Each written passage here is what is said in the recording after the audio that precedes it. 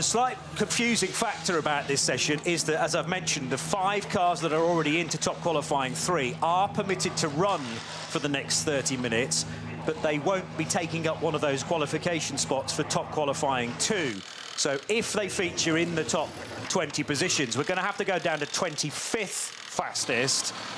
And that's where the bubble is, the crucial bit of, we're not really that bothered about who's going to be quickest in top qualifying 2. It's those that just make it and those that just fall out. I'll give you the list of those that are already through, by the way. The number 1 BMW from Rover Racing, the 16 Shera Sport PHX Audi, the 45 Realized Kondo Racing Ferrari, the KCMG Mercedes AMG, which is number 47, and the 84 Red Bull team at Lamborghini. Their positions in top qualifying 3 already confirmed because of results earlier in the year.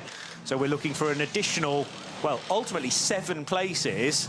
So it'll be 44 cars down to 20, and then then 7 cars to be added to the 5 we already have, which will mean there'll be 12 in top qualifying 3. And the format for top qualifying 3 is very different. That is not single lap qualifying. You get 2 goes at it, but you get the Nordschleife completely to yourself, and they're waved off one by one at 15-second intervals. That will be top qualifying 3. But back to the matter in hand, 30 minutes on the clock, and 49 cars potentially now plunging their way out onto the Grand Prix track. You could loop around for a few times on the Grand Prix track before braving it down hats and back. We'll see how many decide to do that. Yeah, so these are the cars from predominantly SP9 and then 3 other classes as well. SPX, SP Pro, pretty similar to SP9. An AT1, which is alternative technology, but that is an Audi R8 LMS Evo 2, so very much like some of the ones in SP9. But as a field, it was a thunder burst of cars coming out. They're going dry track. We haven't had one of these for a while, and out they go. Lion Speed GP, one of their 2 cars, leading the way out onto the track. And the car that's drawing so much attention follows it out. So number 3 Mercedes, nothing out of the ordinary, but it's Winward Racing, and it's the car entered by Verstappen.com. It's drawn a lot of attention. But now this is the point at which they have to start delivering. I mean, it's understandable. I think it's fabulous. I mean, you know, I think I said yesterday, it's only this weekend I've become disappointed that Lando Norris won the World Championship in Formula 1 last season, because wouldn't it be great to have in sports cars a current Formula 1 World Champion? Bruce, you and I are old enough to remember when those days were those times were very common, when the Formula 1 drivers would be making some money by racing a sports car. Yeah. Well, it's fabulous to see. He's just a racer. He wants to race. I bet he races a supermarket trolley around the cold meats when he goes shopping. There's no question he's taking a racing line through the tin stuff, onto the cereals, and into the bakery section. There's no question. And I wonder if he's got the stopwatch to see what sort of lap times he does each shop. Story of life, isn't it? Absolutely. Always ends at the bakery section. Well, yours and mine does.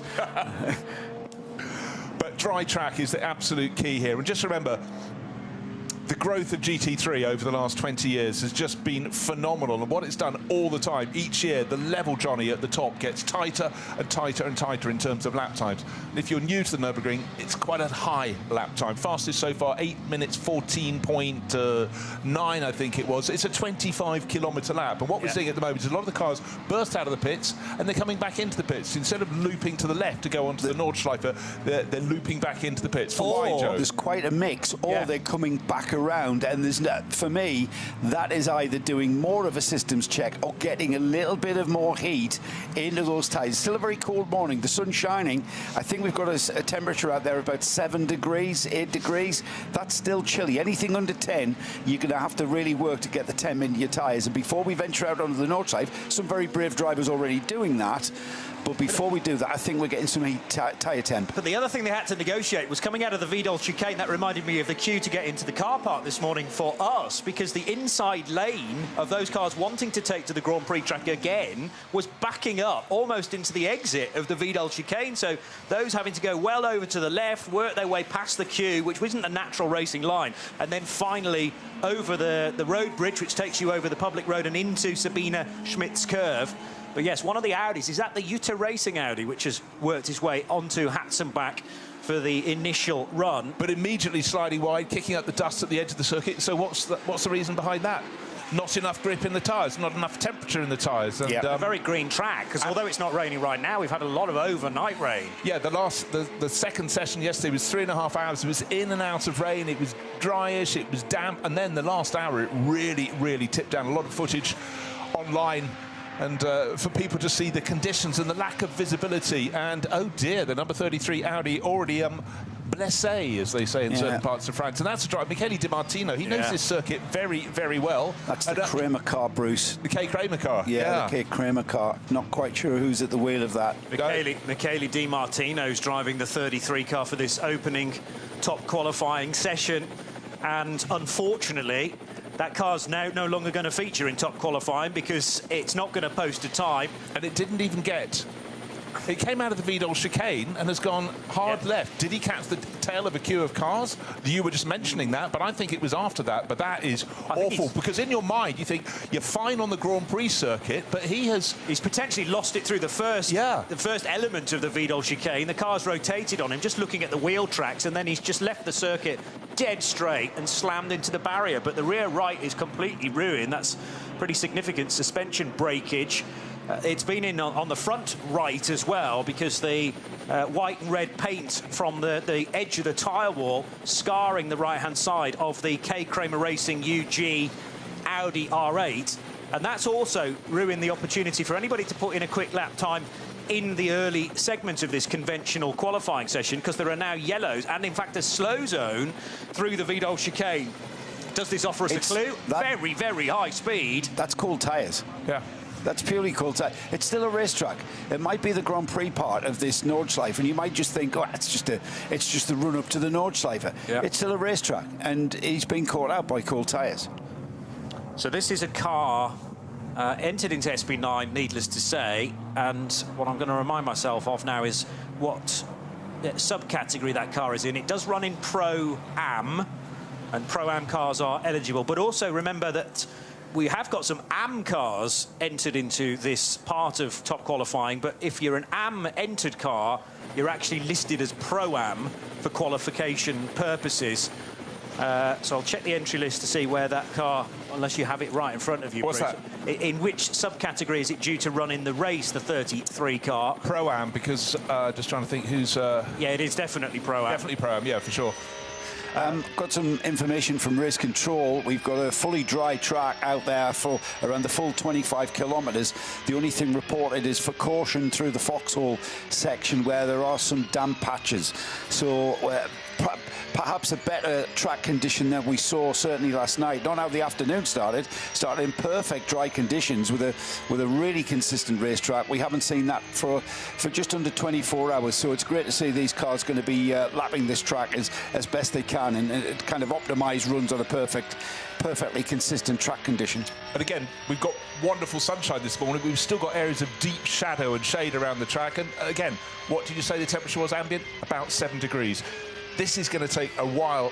The track may look dry, but it's going to take a real while for this to dry out. So this is perhaps why we've got the fastest drivers here and the fastest cars out here in the start of this top qualifying. But what's happening all along, Johnny? The clock is counting down, ticking down to make your moment. Get clear track. Right now, running on board with Kevin Estre. He's quite quick round here. He's got a car in front of him. That'll be frustrating for him. True, but can he work out a way of getting by, or are the cars going to be doing very similar speeds? I would argue the latter on Kesselchen and Klostertal. The other thing to point out is that the build-up to top qualifying 1 began about 60 minutes ago when all the cars were checked by the technical staff. They have to be full of fuel at the start of top qualifying 1. So we're not necessarily going to see even times that are as quick as we may in the race, because these are now heavy cars, but it's going to pay a lot of drivers to start to circulate around the Nordschleife as early as possible to burn off that fuel and potentially to squeeze an extra lap out of it. By that I mean, if you can be crossing the line with 2 seconds left on the clock, you will be permitted, if you can start a lap before the checkered flag is displayed, to complete that lap. And that's the reason why actually there's a 20-minute break between this 30-minute segment and the next one, because it allows everyone to complete their laps. But Estre, no doubt about it, is faster than that Porsche up ahead of him. And in fact, there's a bit of a queue developing now. He's being joined by the Realise Ferrari, which is already in. It's certainly a Ferrari 296. It's one of the 2 McLarens, the blue nose. Oh, is it? Yeah, have a quick no, you're right. It is. It's a McLaren, I beg your pardon. No, well, they're very, very similar from the front end. But right now, Kevin Estre was Just remember, we're talking about drivers wanting to get great pace across all three of the drivers, but Kevin Estre is definitely quicker than the Porsche in front of him, but this is the nature of the Nordschleife. There are places in which you can pass, and it's easy to pass a car from a lower class, but if it's another SP9 class car, you have got a car of absolutely equal performance. But yeah, that queue is definitely starting to build. Kevin Estre will be having to keep contained within himself. There would be a word that I would say to my driver as I shut the door of the car. Just the one word I would use for around here: patience. Yeah.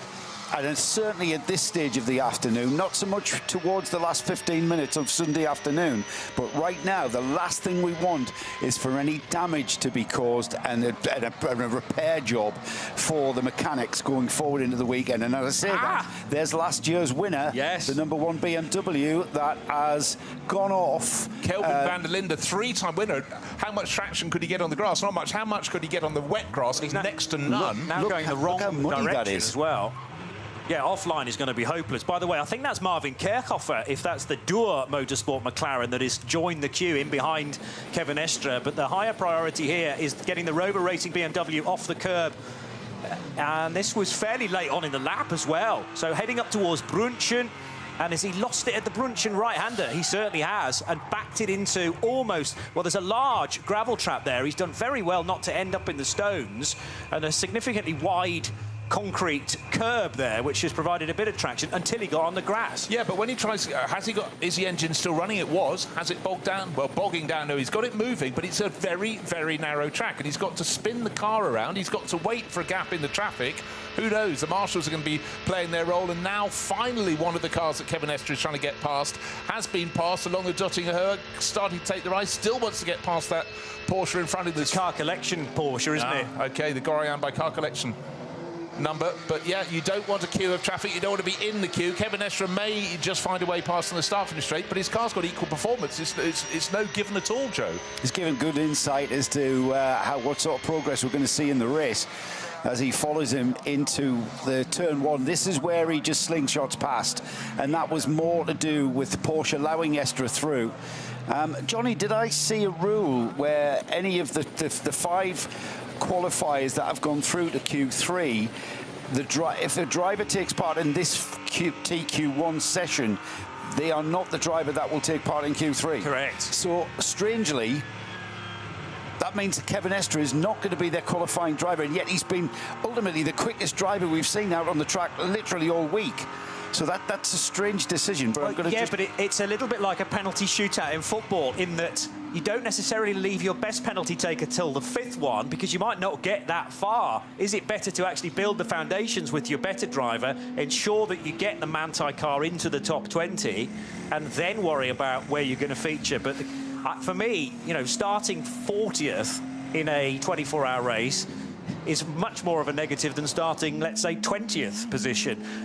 A lot of people argue what's actually the point of qualifying for a 24-hour race, but I'd sooner think that you want to be on the first 3 rows to avoid any potential carnage, potentially through the Howard Cook, the first 2 corners on this lap, which begins a very, very long race, but it's very easy to make contact through there and destroy your race at the first corner. 100%, but you know, the thing for me, I'm just looking at the strength across that crew.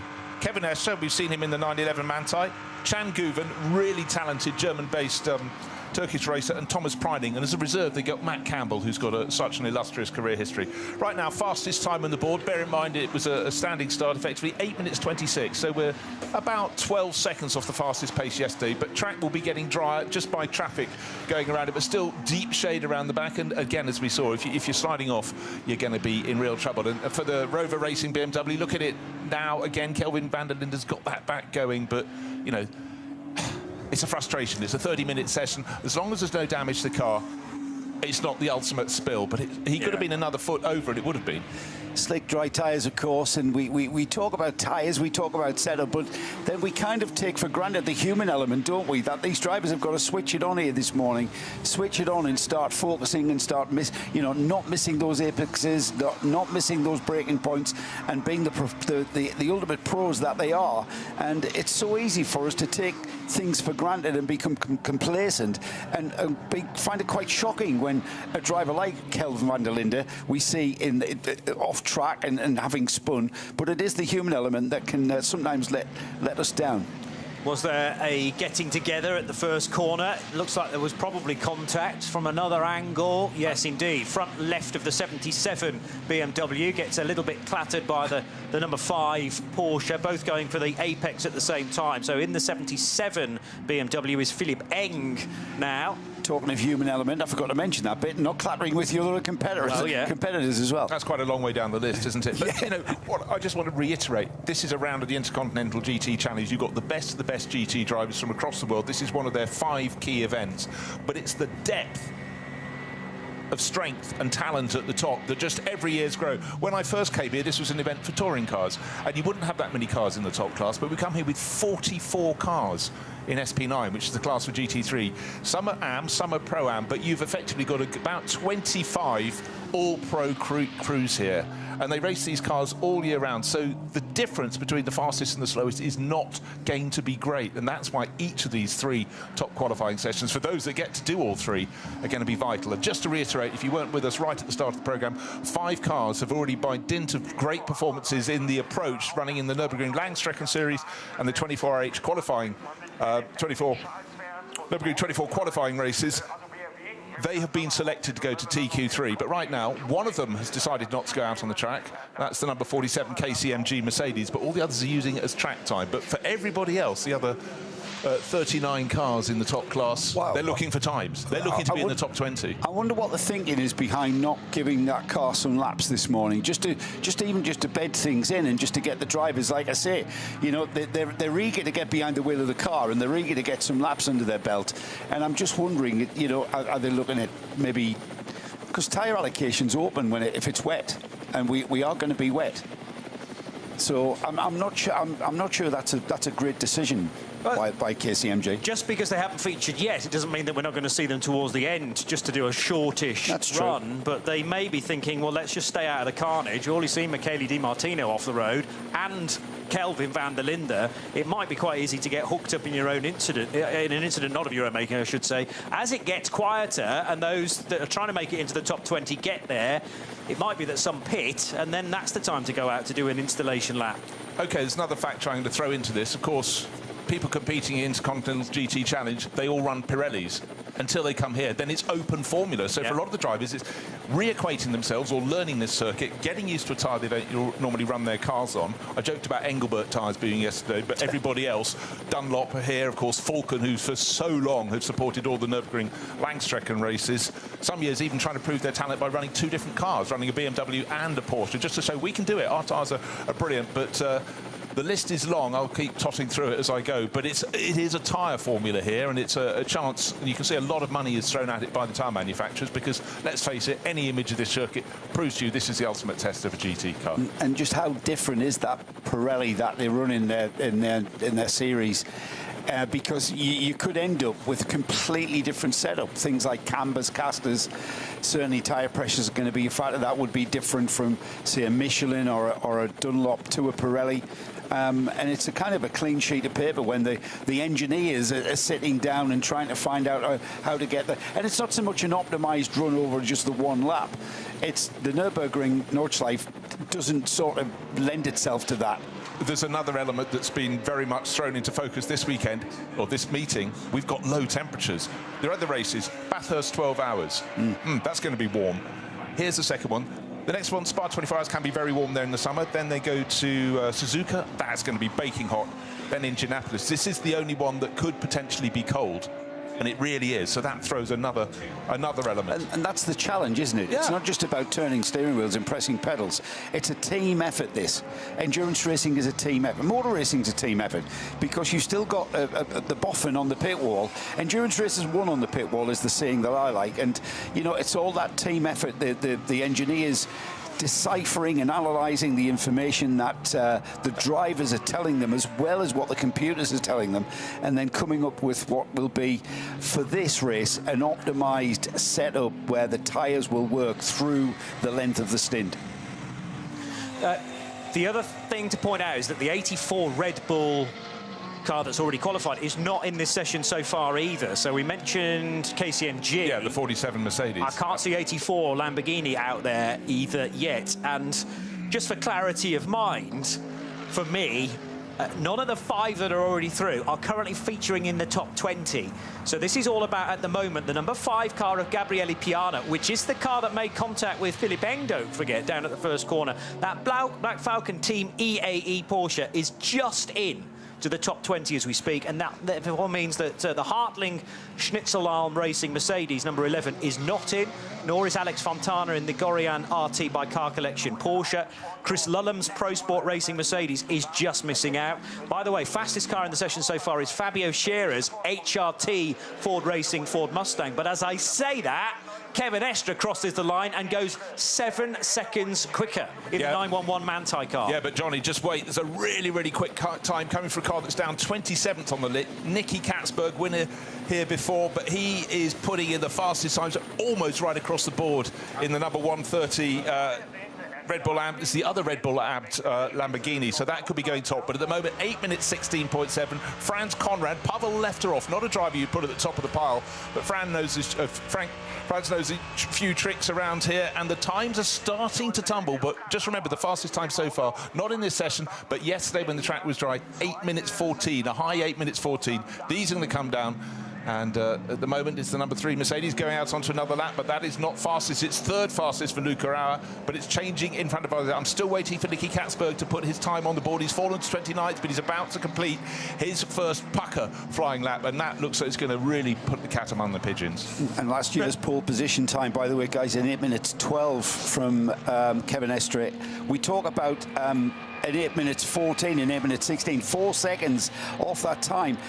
Any other track, that would be miles away. That would be an uncompetitive time. However, go home. With recalibrating our minds to the Nordschleife, that is getting down towards that time, and it's, I don't think it's going to be long, as the ambient temperature, by the way, has gone up to 10 degrees, so it's getting balmy out there. Gabriele Piana puts himself in a much safer position, 11th place now for Black Falcon Team EAE. This is pushing out quite a lot of big names, including the Sheldon van der Linde Rover Racing BMW. They're currently not in the top 20. Sheldon needing a big lap, therefore, in the 99 car. They're not pre-qualified yet, as Nicky Katzberg alters the bar that they're all measuring one another to, and 8:14.7. That is quicker than we had in qualifying, and it means that you now, well, the top 20 are separated by a massive 19 seconds. You might think, well, that's pretty easy, but bear in mind this is a 25-kilometre circuit, and you have 19 seconds or so to play with to be in the top 20. Right, half an hour seems generous, but doesn't give you many laps when you're lapping in 8 and a bit minutes. We've just got 8 minutes 30 seconds left. So anyone crossing the start-finish line now will get this lap and may just get onto one further lap. That is how, if you make a mess in your lap, it really, really hurts. Some cars actually even coming into the pits now, but not among the front runners. It's 2 Lamborghinis at the top. We've got Nicky Katzberg for Pavel Lefteroff, who's just entered the pits. Ford Mustang, Fabio Scherer 3rd, and at the moment Luca Stoltz 4th in his Winward Racing Mercedes, and Aston Martin in 5th place. We've got a fantastic array of manufacturers, which is the very essence of racing in GT3, known here as SP9. But a car that we really fancy on screen, Alexander Sims. This is the number 16 Scherer Sport PHX Audi that's been going so well across the NLS season so far. This is the one that doesn't have to worry, because of course this is one of the 5 cars that's already met the details that were required of being fastest across the first handful of races. They've already got a slot in TQ3, top qualifying 3, but we are getting closer to the end of TQ1. Still, at the end of this lap, I think we'll get a clearer picture, but most of the cars will have one further flying lap to make their mark. And at the moment, Patrick Kolb is not in the top 20 for Lion Speed. The 48 Loesch Motorsport car, number 48, not featuring as things stand. The big story at the moment as well is that Sheldon van der Linde's not in for the other side of the Rover Racing garage. So we've had a drama already for brother Kelvin after that spin on the approach to Brunchen corner, and the 99 car, which has to do it the more conventional way by qualifying for top Q2 and then ideally for TQ3 as well, but having to find another, it's only 2 seconds, so this is, again, patience, really. You're not trying to necessarily focus on an 8:14. If you can do a low 8 minutes 20, then that will be enough. But many a slip, and the track's still cold. And the real key at the moment is, I think, keep a little percentage or two in your pocket. Alexander Sims has got clear track ahead of him, and it's great to see. However, it doesn't affect him because his car is already through. For him, it's just information gathering. But for everyone else, because you've only effectively got 4 laps in this, the first one is not going to be fast because you come out of the pits. But then your first 5 laps on the board. But the track's going to improve. The drivers are going to get a lighter fuel load as they burn it off. But one little slip, a car in front of you in the wrong place at the wrong time, is really going to hurt. So I think anyone who's done a good lap already, they're sort of thereabouts. Anyone under 8 minutes 20, of which we have 9 drivers. Are they safe? I think they possibly are, but we'll know a little bit more in about the next 5 minutes. The one thing that's muddied the waters a little bit is Thierry Vermeulen's lap for Realize Kondo Racing. The 45 Ferrari's just gone 5th fastest. And he's qualified already. So he's already in, and therefore we go down to 21st now, which means that Tom Coronel is in to the top 20 in the Max Cruiser Racing Audi, number 19, currently fastest in that AT1 entered car. You can't keep the Coronel family down. Generations of racers there. Tim and Tom, the twins, but their father used to race as well. And all the 24-hour races, they just absolutely love them. But the target will be moving at the end of this lap. Who is going to make progress? I still quite fancy Lucas Auer in that number 3 Mercedes, the one that's drawing so much attention for Winward Racing. He's 7th fastest at the moment, but maybe picking up a bit of a pace. But again, for those that didn't get a good first real flying lap, it's going to be quite a nervous time, I think, to the end of the top Q1. And Krista Jörn's lap has now ruined that for Tom Coronel because he's gone faster in the Jutta Racing Audi. He goes 16th in car 71. That pushes the Tom Coronel Max Cruiser Racing Audi out of the top 20. As Alexander Sims continues to pound round. Well, we know this car is quick because through its sector times, it's already established a position in top qualifying 3. That was sector times from the 2 NLS races we've already had this year, plus the 1 qualification race as well a few weeks ago. But we're running down to 21st position, and who's just gone quickly there? Bastien Boos in the 54 car. He goes 9th for Dynamic GT, and that means that Alex Fontana is now pushed out. Marvin Kerkhofer on the very cusp in the McLaren for Dual Motorsport. Just talking about recalibration, this will put it into perspective. There's a 5-second spread in the top 6 between 1st and 6th. Percentage-wise, that's a 0.8%. That's 0.8% difference. And so talking about a 5-second gap being less than a 1% difference, that's how close we are in this session. Interesting, the fresh sets of Michelin rubber being put on the number 80 Winward Racing Mercedes. No chance to get out with 3 minutes and 40 seconds remaining to go around and set a flying lap. Yeah, the time has gone, and very quickly indeed. It's amazing how quickly 30 minutes goes, particularly when we're dealing with such a large track. Loic Hartog found some improvement in the 55 car. He went 17th, was potentially going to drop out at this stage, but 17th might be good enough for Dynamic GT as well. I've just been working out top 20 spread. Yes. 10 seconds, 1.8%. So we've got the top 20 separated by 1.8% time, lap time-wise. Refer back to my previous 10 seconds. Exactly, but refer back to my previous comment. The level of expertise in this class now and the calibre of drivers. Just remember, a lot of these drivers, if this was 20 years ago, would be top single-seater racers. However, the world has changed in terms of motor racing, and only the really wealthy can afford to keep pounding away and trying to work up the single-seater chart.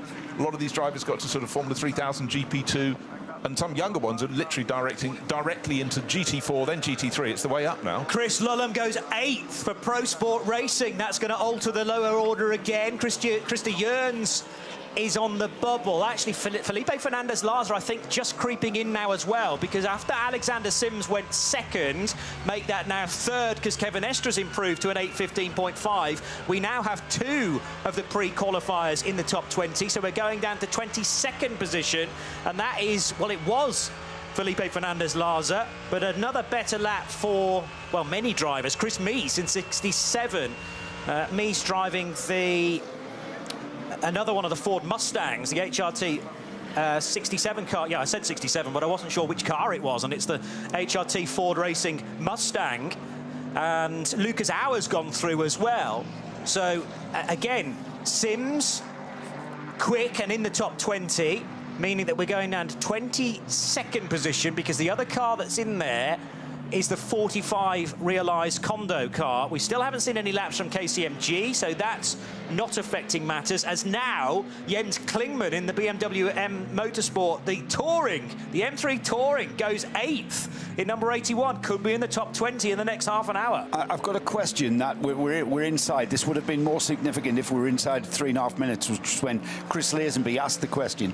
Are you allowed to come out of the pits and come around the Grand Prix loop and start your timed lap, or do you have to come off the Nordschleife to start your timed lap? We don't know the answer to that one. Do it however you want. Yeah, you can do it however you want. The problem is the cones prevent you from taking the racing line. So when you're coming out of the Hyundai curver, which is the hairpin, you're tight up against the pit wall, and then to start a flying lap, it's not going to be the best start. You're going to be really slow across the line to start your lap. Comparatively, however, when 10 seconds is 1.8%, that might be sort of damage limitation. I mean, if you mess up the Grand Prix track, you might as well say, well, I'm not going to do anything special with this lap anyway, so let's tuck in, retake the Grand Prix and start again.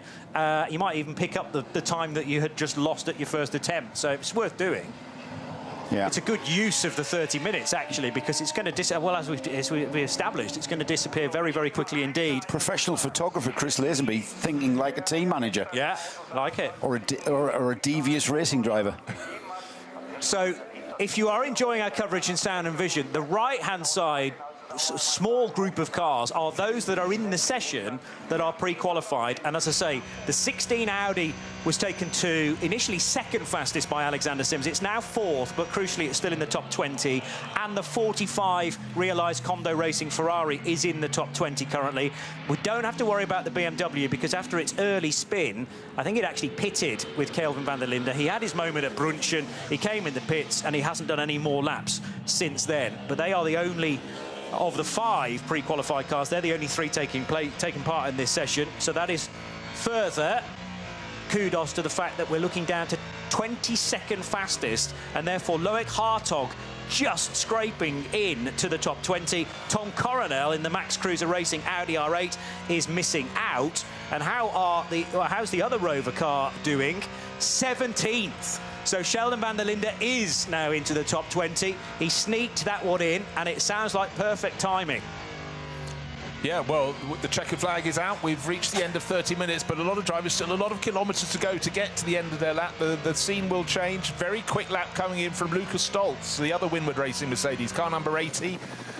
And at the moment, he's 3 seconds off the ultimate pace, but this is a quick lap coming from him. And they've looked very strong all weekend, haven't they, the number 80 Mercedes? But just remember, a lot of the running over the course thus far has been in a damp and wet track. Only when we started was the conditions fine yesterday when the track running started. Target time, 8 minutes 14.7. Still the fastest for Nicky Katzberg. Of course, a winner here just a handful of years ago for Ferrari when Fricadelli swept the stage and going nicely. He shared that time with Earl Bamber, Felipe Fernandez-Laza, who's also racing here, as is David Pittard. Of course, they're in different crews, different cars now, but it was an amazing win in 2023.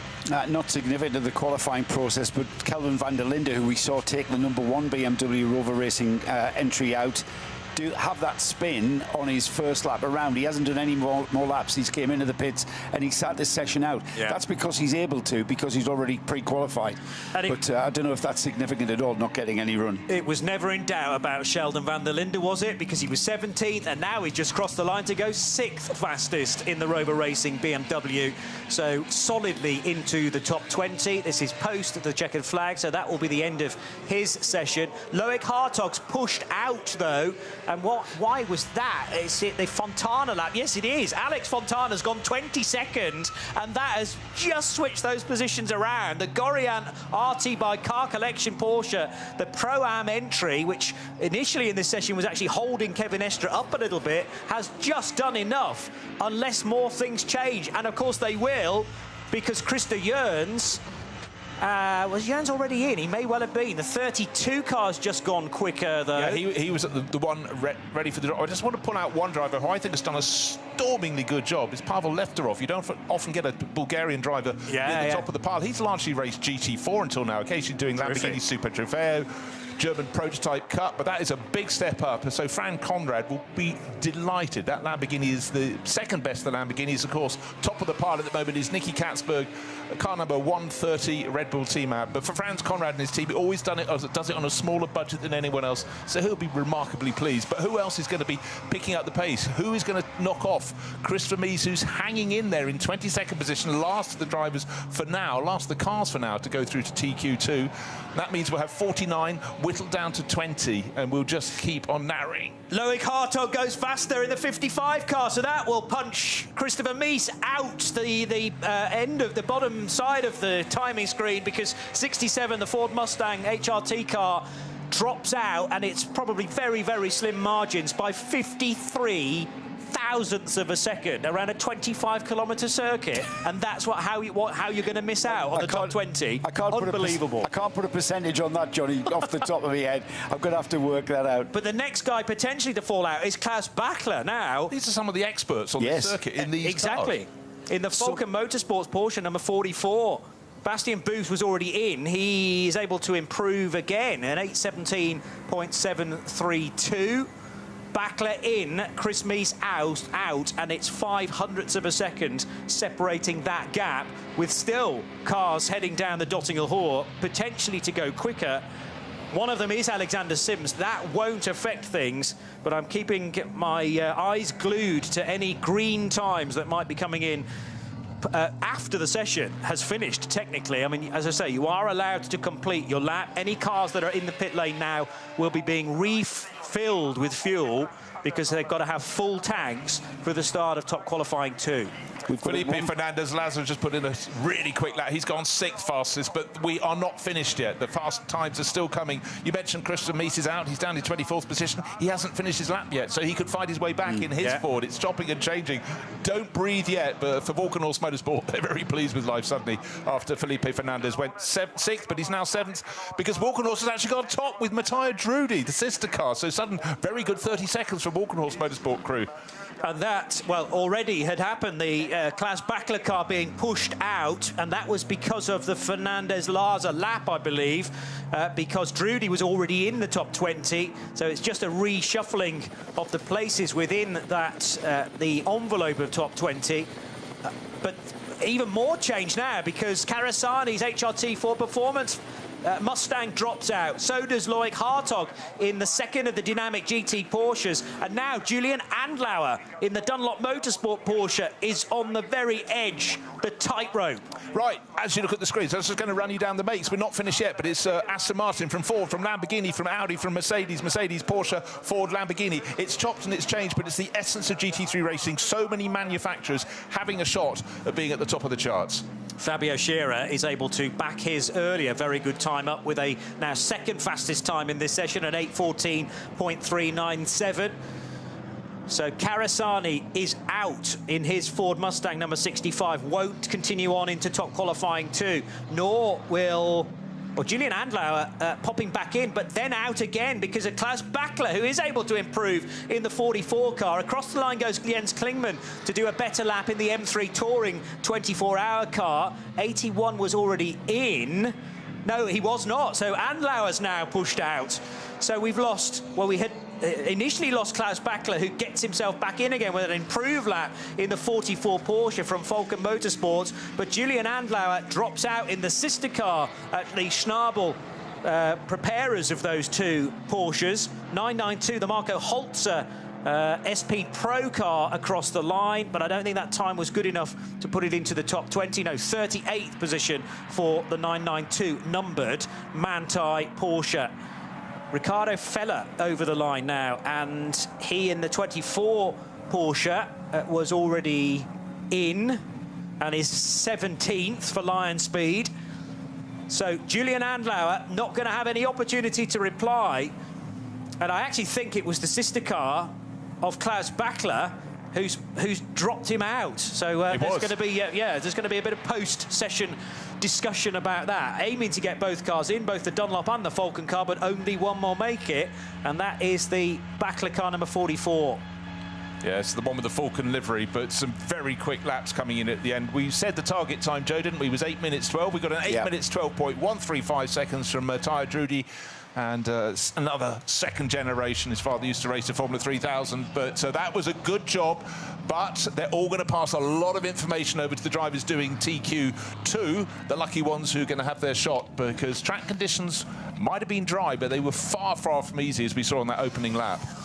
Hang on, it's changed again. It was 1.5% spread. Colin Carasani's left it really late, possibly the latest, with an 8:15.024 in his number 65 Ford Mustang. So it does change again. Krista Jörns no longer now in the top 20. And that means that the 11 car for Schnitzelarm Racing, the Mercedes in that sort of two-tone green livery for Jamo Hartling, is now the next with potential to drop out. Or does he sneak in? Because I don't think there are many more cars still circulating. So Jamo Hartling, nail-biting stuff towards the end. It's a 54 thousandths of a second now that separate the Hartling time from Krista Jörns. But Mattia Drudi, fastest in the session for Aston Martin and Valkenhorst Motorsport, clear by 2.2 seconds from Fabio Schirra's Ford Mustang number 64. Then Nicky Katzberg's Lamborghini Huracan, which was top for a little while longer for the Red Bull team apt Lamborghini crew. Alexander Sims already through into top qualifying 3, but he was 4th fastest for those noting down the times within the session. Did not need to be a qualifier into top qualifying 2. In fact, he's not going to be permitted to run in TQ2. Then Lucas Auer in the number 3 Mercedes, ahead of Colin Carasani, who was the last car to improve, and he went 6th with an 8:15.024, which at the same time pushed Krista Jörns and the Jutta Racing Audi out of the top 20. He finished faster than Lucas Stoltz in the Ravenel Mercedes, the 911 Manthey Porsche, Kevin Estre for Manthey Racing in 8th. But remember, Kevin now can't take part in top qualifying 2 or top qualifying 3 if they get there. 9th fastest for Christopher Mies in the HRT Performance Ford Mustang. And Lefterov in the Franz Conrad prepared Lamborghini Huracan was top as well for a long time. So great to have the Bulgarian showing his speed around here with very little experience in SP9 or GT3 machinery to this point. He in the number 7 car. Those that missed out, and remember we're going down to 22nd position within the session because Thierry Vermeulen's Realised Kondo Racing Ferrari is already in, as is the number 16 car. So just missing out Krista Jörns for Jutta Racing, Julian Andlauer's Dunlop Motorsport Porsche, Loic Hartog in the Dynamic GT Porsche. So a 30-minute session beginning on time and in much better weather conditions compared to yesterday. Brand new slick tyres for the majority, but a full fuel load, which meant that we weren't necessarily going to get down to qualifying times of old. However, 8 minutes 12 is faster than we'd been all weekend. The BMW of Calvin van der Linde with a spin at Brunchen. There was also contact, early contact for Philipp Eng in his Schubert Motorsport BMW with the number 5 Black Falcon car. Lucas Auer in the Verstappen.com Mercedes. So we now know that there's still the potential for Max Verstappen to be in the car for top qualifying 2 or possibly top qualifying 3. Mattia Drudi, though, for Valkenhorst Motorsport and the Aston Martin Vantage AMR crew, leaving it relatively late in the session, as did Nicky Katzberg, but the 34 car quickest for what it matters in top qualifying 1, because remember, it's all about who was on the bubble of the top 20 and those that were just falling short. And we now, provisionally at least, have our top 20 that will go through into top qualifying 2 in probably about 10 minutes' time. There are 6 cars from 22nd to 28th that missed out on getting through to the next qualifying session by 0.5%. Now try and decipher that 0.5% from the driver's perspective on where you improve that 0.5%. It's not discernible, is it? No. Around 25 kilometres of this racetrack. Could I have gained that 0.5% at such and such braking area? Did I optimise the momentum through a particular, down the foxhole? Did I hesitate too much? Was I confident enough? Was I confident enough? 0.5%. Okay. You can't even sort of put that into any kind of sort of realistic context. Any flying lap around here, a against the field of this calibre, you have got to really, really hang it out there. I've done a little number crunching myself. The percentage difference between the fastest time, which set by Matteo Drudi in the Walker-North Aston Martin, he was 2 and a bit seconds clear. But back to the last of the qualifiers in 22nd position, it was just under 1.4%, 1.38%. Yeah. Nothing, slip and slide. If that had been on a track around lunchtime, if on a dry day, but it wasn't uniformly dry. Remember, we lost Michele Di Martino at the chicane right at the start. Conditions were very, very difficult. So hard to get heat in the tyres. This next session be a little bit warmer. But let's take those margins through to Saturday afternoon, through the night into Sunday. This bodes very well. This is how competitive we are in GT3. I mean, we're talking about GT3 here. There's all of these other class races that are going on that are equally as quick down the order throughout this race, throughout the 160-car field. But we're focusing on GT3. GT3 racing, Bruce, I think you mentioned it earlier, just how competitive GT3 racing is. And it's mind-boggling just how close these drivers and cars are. And it's also just the fact you've got this incredible array of manufacturers. So for people in the grandstands, they all have their favourite marque, manufacturer, and it gives them something extra to cheer for. But also a lot of the drivers are now becoming incredibly well known because they are competing pretty much week in, week out. If you're a works driver for Porsche, for Mercedes, one weekend you could be in GT World Challenge Asia. Next weekend you could be doing something like this. You could be doing GT World Challenge in America, in Australia, it's all around. And then you've got all the people who race regularly here in the Nürburgring Langstrecken series, and so we go on. And of course, GT3 is the secondary category in the World Endurance Championship, so it's really, really cemented it. But it's when you look at the names and the continual excellence of some of them. Matteo Drudi, he's a bit of an unsung hero with Aston Martin. You know, people tend to focus on Nicky Thiem, his teammate, because he's more flamboyant, but Matteo just gets in and gets things done. And also, the other thing, the cars look magnificent. You know, they're wings and things, aren't they? They're, you know, fantastic aerodynamics on these cars. And when you get near to a car in the top class, they're huge as well. You know, so they're super spectacular. But anyhow, rinse out the first driver, prep the second driver, tell him where, you know, your thoughts, and then we're going to go out and do it all over again. But this is refining qualifying. TQ1, great, one faller that counted and one that didn't. Kelvin van der Linde already pre-qualified, so his little spin didn't come to any cost. What we did see is Ford definitely finding its ante this morning with two cars with their Mustangs in second and sixth position. Well, they left it to the very end, Bruce. That was pretty much on their last flying lap. And talk about jeopardy.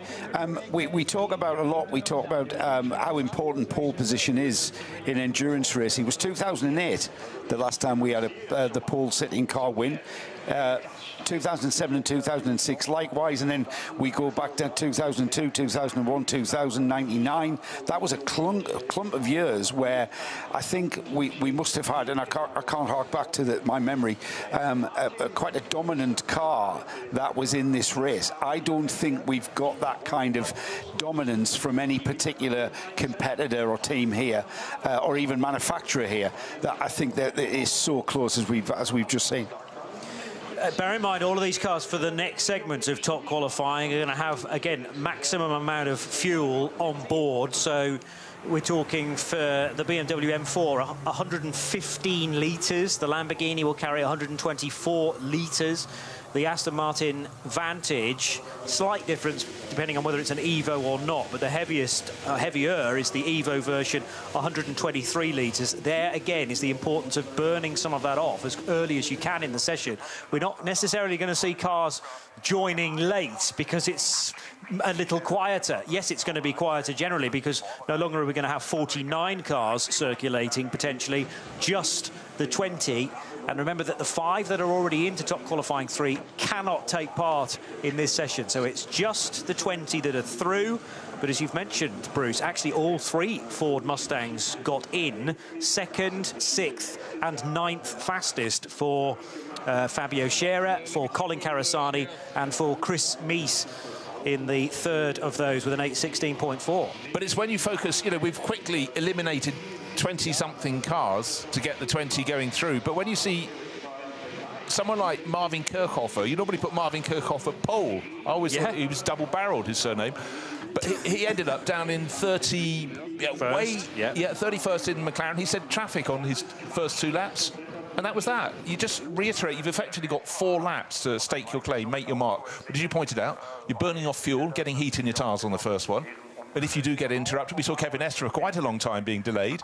That, luckily for him, was on his first flying lap, so it didn't really matter too much. But it's very much about getting a marker on the board early on. We saw that with Nicky Katzberg, number 130 Red Bull Team Ad Lamborghini. He stuck in that time 8 minutes 16, I think it was, and sat there. Everyone else was still in the high 20s at that point, so he'd got his job. He'd had the clear run. But right now, obviously, half the number of cars pretty much are going out for top qualifying 2, but it's going to be super, super intense.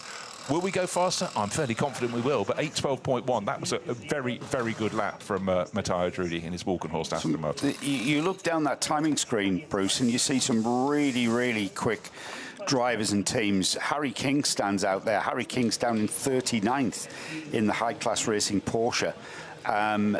You know, why Harry's lap time there was an 8 minutes 35, considerably off the 8 minutes 14. There were slow zones in that session. There were yellow flags, and if you're in the wrong place, out. Yeah, absolutely. wrong place at the wrong time. There's nothing you can do, is there? You've got to abide by the officials. You've just epitomised the race there, Johnny.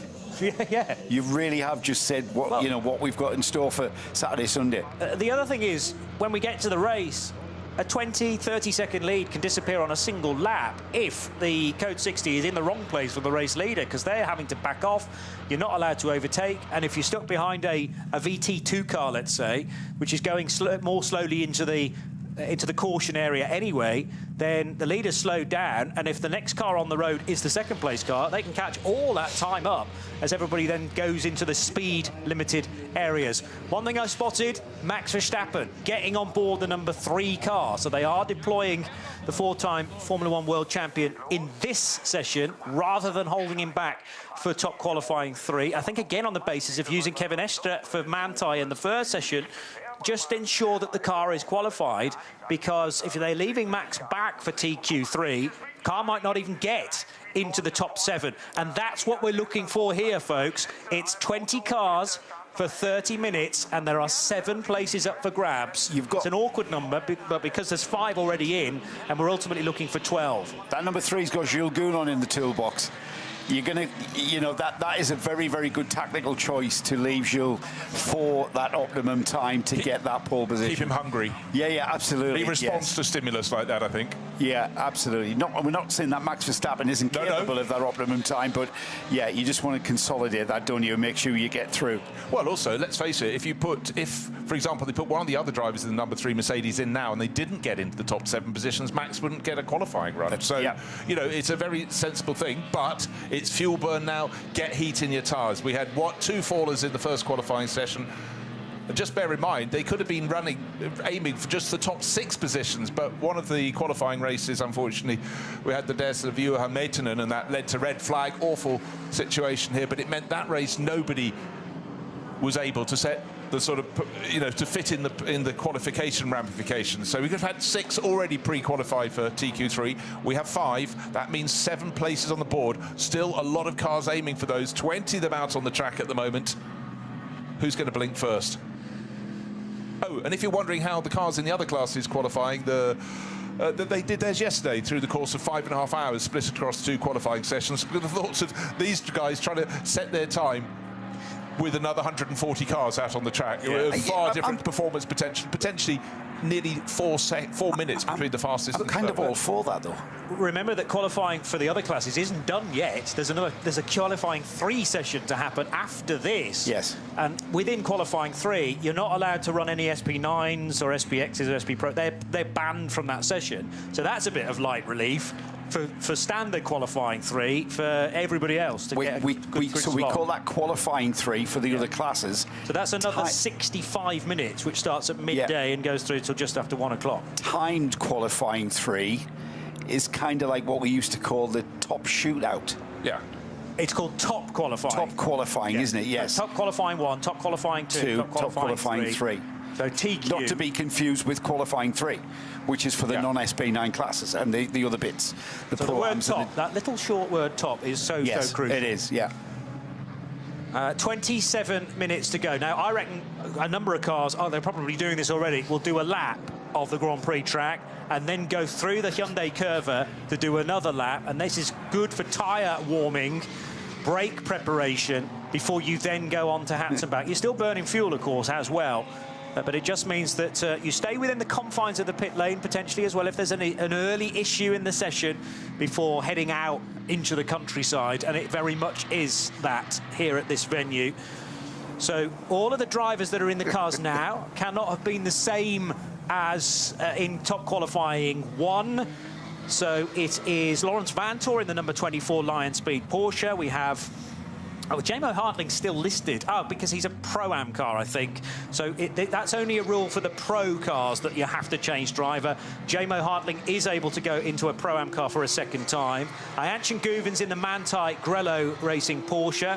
We've got Joel Sturm in the dynamic Porsche number 54, David Schumacher in the 65 Ford Racing Ford Mustang, and the other Mustang drivers are Arjun Maini in 64, Dennis Olsen in 67, Max Hesse in the 99 Rover Racing BMW, Max Verstappen, as I mentioned, in the Verstappen.com Mercedes number 3, Maro Engel in the number 80 car, that's the sister car at Winward Racing with the Ravenol-sponsored AMG.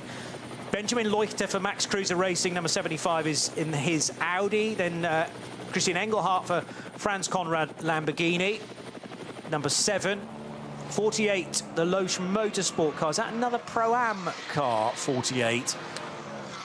He says, just checking the various notes I have in front of me, because I think that's the same driver again. 48 Loesch is a Pro-Am car. So Tobias Muller stays on board, but hang on a minute, Maro Engel's in the fence at the start of top qualifying 2. Maro Engel has gone backwards, and it looks like done quite a lot of damage to that AMG. Well, difficult to tell from that angle whether it's a light hit or not, but Maro Engel is absolutely so frustrated with that mistake. Or was it contact? I have to say I was looking down at notes, but what did you guys see? We didn't see anything. Well, the first time the stream went to Engel, he was already off track and backed into the barrier. We might get another look at it, I think. So information coming in that he completely just went wide. That's the lost big it, hit, isn't it? You put literally 2-3 centimetres, an inch onto this muddy grass, and you are a passenger. And then he was a passenger. He destroyed the left rear suspension by clouting the barrier and has distorted the barrier. So there's going to be a barrier repair. We're just coming into the Hatzenbach section of the track here, so it's the beginning of the Nordschleife. And it's that tricky. We've all done that in iRacing as well, to be honest, but not what we expect from Maro Engel, just being caught out there fractionally. Look, if you ask me who is the safest pair of safe hands in this field, I'd say Maro Engel. He's been racing at this level forever and a day, and he doesn't just compete, he wins championships. He's won title after title. That is so unlike him. What I can tell you, that before he did that, he wasn't as quick as a certain Max Verstappen, who is setting purple sector tyres, and importantly for Max, he's ahead of this shenanigans and any barrier repairs. Okay, it'd be his first flying lap, but he'd get it on the board. We'll see what the delays are, but it was a mistake to the left and then to the right at the track through Hatzenbach. Did he hit the curb? I think so. Yeah, he did on the right-hand side. He fired him into the barrier on the left, and then he ran all the way on the right-hand side of the track. Well, not on the track, on the grass beyond. The barriers went around, and he kept scraping. He didn't clout the curb, though. No. That was barely any curb on the right-hand apex, which he hit. I think that's a curb that he will regularly be using on a normal lap, and for whatever reason, it majorly unsettled the car. Was there a bit more moisture there than he was expecting? But it jumped the car half a lane to the left, and then he was out in the marbles and has pushed that Armco barrier back by several feet, actually. That was the biggest contact. And then with the rear left wheel entirely broken and at 45 degrees, then scraped the right-hand side of the barrier. The car pirouetted, and he's ended up at the end of Hatzenbach, now a spectator. A lot of rain last night, pure green track, very low ambient temperature. Tyre pressure, tyre temp, not quite up there. The tyre reacts differently if it's got a soft sidewall because it's not up to that not up to that operating pressure. And again, we're talking about minute margins of error here that cost you so dearly on this track, on this particular track. Yeah, just going to throw in the names of his teammates. Lucas Stoltz, Fabian Schiller and Maxime Martin. Huge amount of experience. They were definitely one of the favourites. Been going well all weekend. Others are still going well because people going on around the track, the people who were in front of him, the ones who got past in case there were any delays. Still yellow flags at Hatzenbach. No surprise because the Engel car is there. But into the carousel goes a certain Max Verstappen, banking his way round and then immediately being spat out over the rise. Then you're quickly flicking to the right, and he's got his foot down because he set 3 fastest sector times of anybody through the first 6 sectors, 9 sectors in all to form this lap. He's got a track and he'll be getting a message. It's in fact his own team, the sister car, that went out and hit the barriers there from Winwood Racing. Maro Engel, that is such an unusual sight, and you know, you sense the frustration. Oh, poor guy. Remember that all is not lost for the 80 car. Because they've made it into top qualifying 2, the lowest that car can start is 20th position now. We're fitting in 12 from top qualifying 3, but the grid will be ordered in the times from top qualifying 1 of those that didn't make it into the top 20 at the rear of Group 1. The middle part of Group 1 will be those that don't get into the top 12 rather, so from 13th back to 20th. And then everybody that does get into the top 7 in this session, add to that the 5 that are already through. That means that it'll be a 12-car top qualifying 3 session to determine the front 6 rows. And I was going to ask you, Johnny, you might have already mentioned this, the top 5 pre-qualifiers aren't taking part in any way in this session. So they are not on the track. We've got a track that has just got the 20 cars on it. Yeah. Yeah, now I just want to pick out some people going very fast. I've mentioned Max Verstappen, all eyes on him at the moment, but Christian Cronje, a driver with so much experience, doesn't race across the whole season. He's a Nürburgring specialist. He is in one of the Aston Martins and Walker North Motorsport. Bear in mind, one has already been fastest coming into this session. Time's going to change, but you have to keep looking. We might only have 20 cars in this field, only 19, of course, without Maro Engel now, but a lot of them are coming around to put their first flying lap on the board. Then we'll see the true colour. Also going very well is Christian Engelhardt in a Lamborghini, and Nick Yellerly, in another Lamborghini from Red Bull Team Abt. We'll see the times on the board when they complete the lap, and for people like Max Verstappen, it's the long run along the Dottinger. Then a couple of little tricky twists at the end, but he is nearly at the end of the lap. Still time for more. Nearly just over 20 minutes remains in this 30-minute qualifying session, but one faller, one of the big kingpins already in the fence, Maro Engel. Olsen going very quickly, purple sector in sector 7. He's getting towards the end of his run. Olsen in the HRT Ford Mustang, of course, currently 7th through these sectors. We're getting towards the end of the lap, though. A lot of cars, and there's the first time that has been posted in 8 minutes 19 by the Manthey Porsche Govan and the 911. We know how quick that car is in 8 minutes 22, 8 minutes 19 from Schumacher. And there's Verstappen to the top of the screen at 8 minutes 14.4, just under half a second. So 8 minutes 14, might as well call it 14.5. He's so close. So Verstappen, we thought he was on target to be one of the quickest. Well, he's ended up on the first flying laps here as the quickest car out there, the number 3 Winwood car. And now we have code 60 around Maro Engel, therefore everyone's going to have to go down to 60 kph. It will be the same. I was about to say that. But the fact is, whereas in the first run we had the fastest cars, you know, they did their first flying lap and then they picked up the pace thereafter. No one can now because of the code 60. That's right, yeah. They can eke a second or two, so the time from Verstappen may not be beaten potentially in this. 8 minutes 14, still a few looking to come through. Still Nick Yellerly, car number 130. That went really well. Remember, it was top for a while for Nicky Katzberg in the first qualifying session, that Red Bull Team Abt Lamborghini, so that could go top, but your chances on the second lap are going to be very, very much spiked. I think the heat's gone out this session now. Yeah. We're going to have not just a car recovered, but we're going to have a barrier repair, because that barrier folded with that Mercedes. It's meant to do that, it dissipates energy, but we're going to have a barrier repair there, so there's going to be a code 60 out on that section of the Hatzenbach for, I would think, the remaining 18 minutes of this session. Well, Chan Guven's about to drive through that segment, and in fact we're not going to stick with him, but was about to see some yellow flags. They're flashing LED boards as well, and as we've said, there's then a speed limit of 60 kilometers per hour past the potential barrier repairs. Maro Engel had stepped down the unsafe side of the fence, but the marshals allowed him to do that, just staring at the car, and I think revisiting the moment over and over and over in his mind. As Max Verstappen pits, Dennis Olsen's also in as well.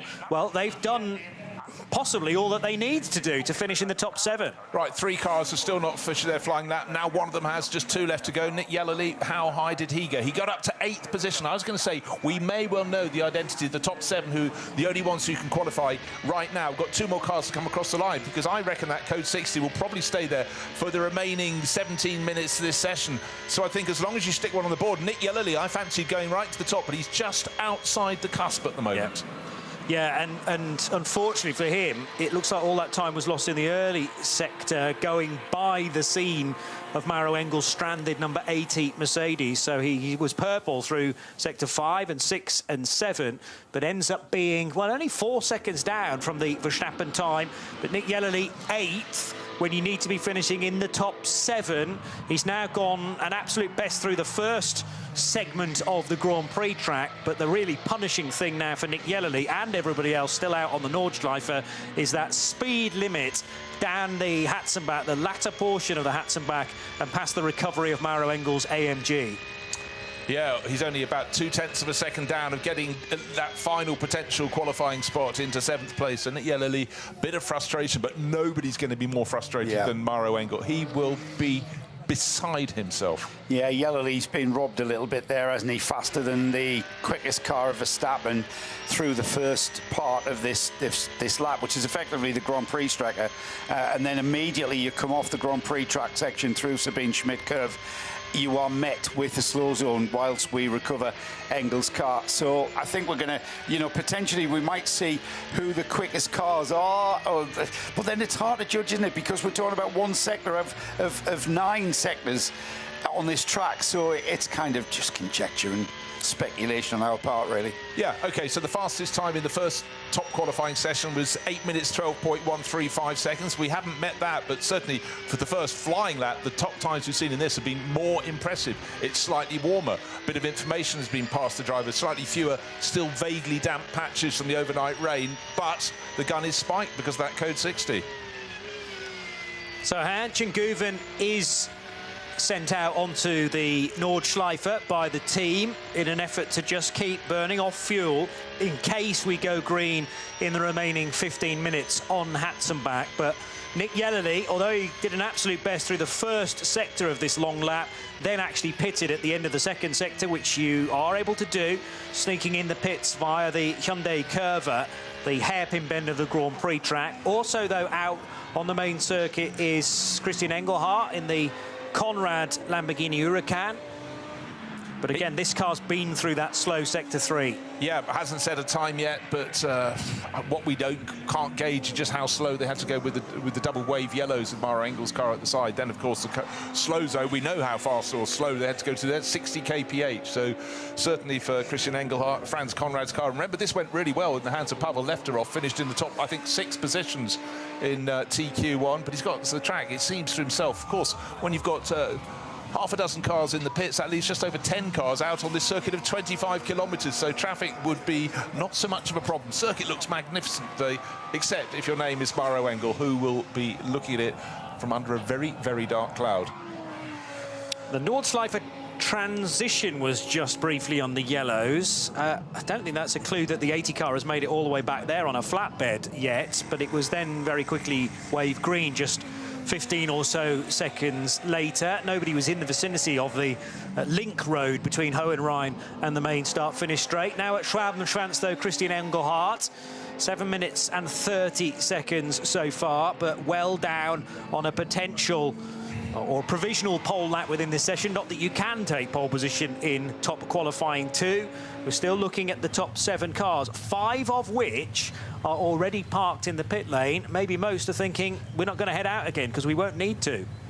Yeah, from the very top, but those not in the top, some I think are quite simply sitting and waiting to see what's going to happen in terms of code 60, what's going to happen in terms of everything else. But what's happening? The clock is counting down. The minutes is dissipating all the time.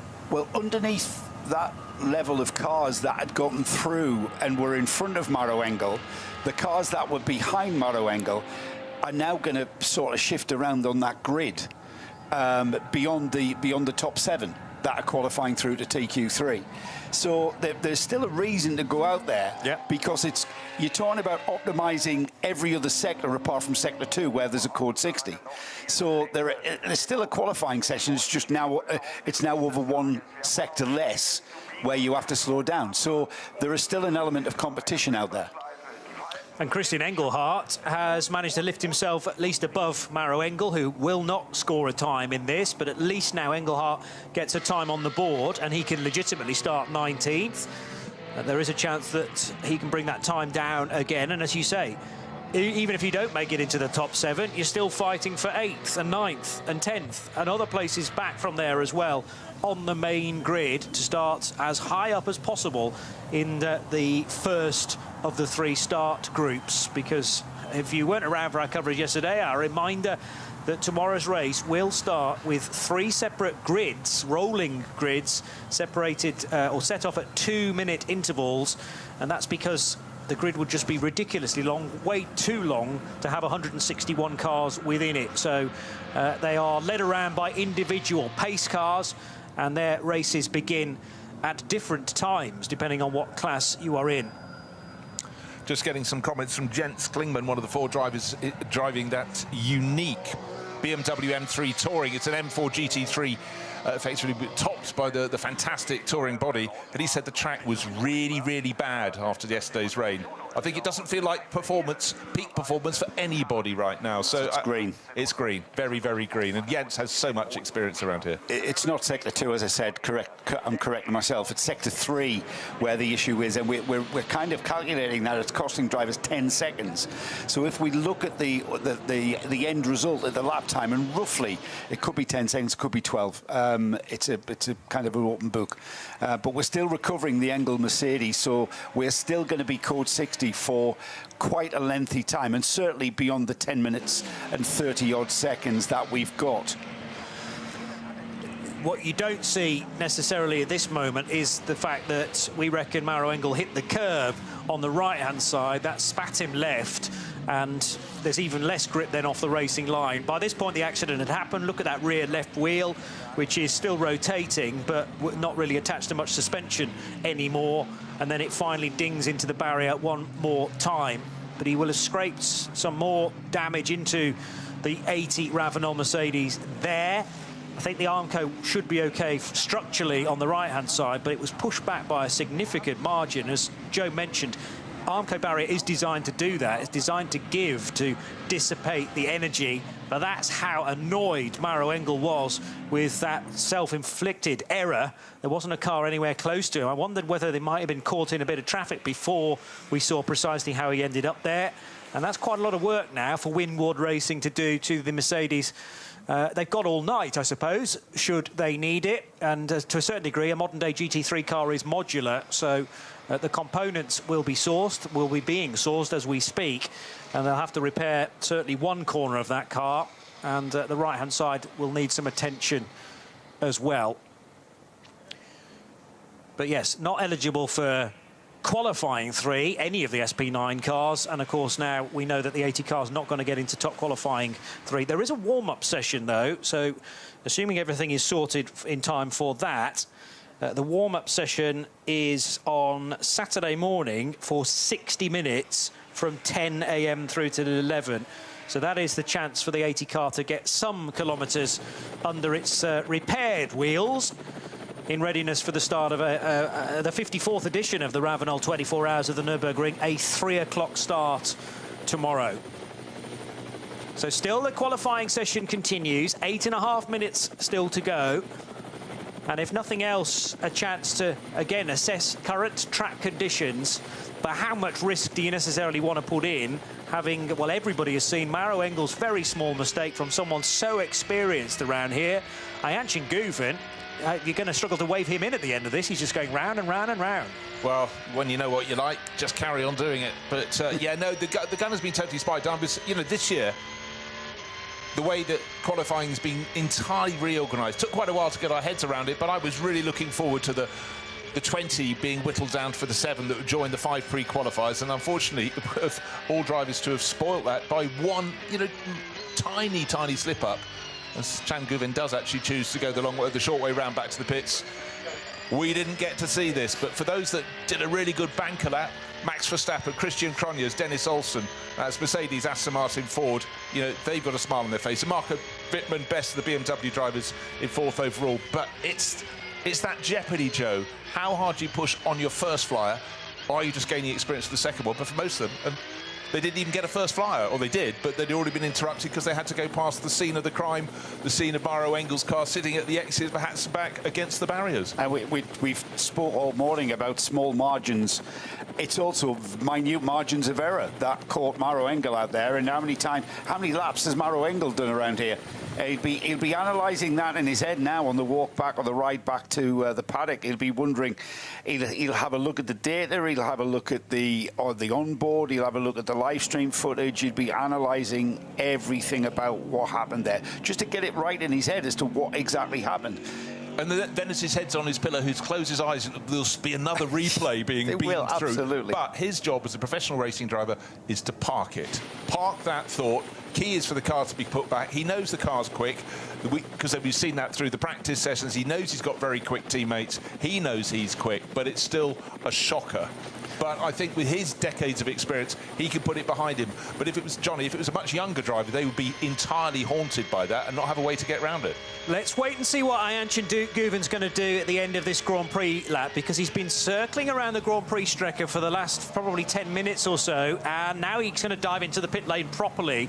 So as the Hatzenbach is cleared, are Manthey going to give him a new set of tyres? He's been burning fuel nicely, but it's time potentially for a brand new set of slicks here. Manthey, as we know, are wily old foxes who've been at this game for so many years, and they think, right, no need for the Armco barrier to be repaired on Hatzenbach. That's going to be left by the sounds of things. Hoogeiken is now clear, and that were the yellow flags that were following the flatbed with the 80 Ravenel car on it. Kittelbacher Horse now yellows as the ADAC recovery lorry continues on its way.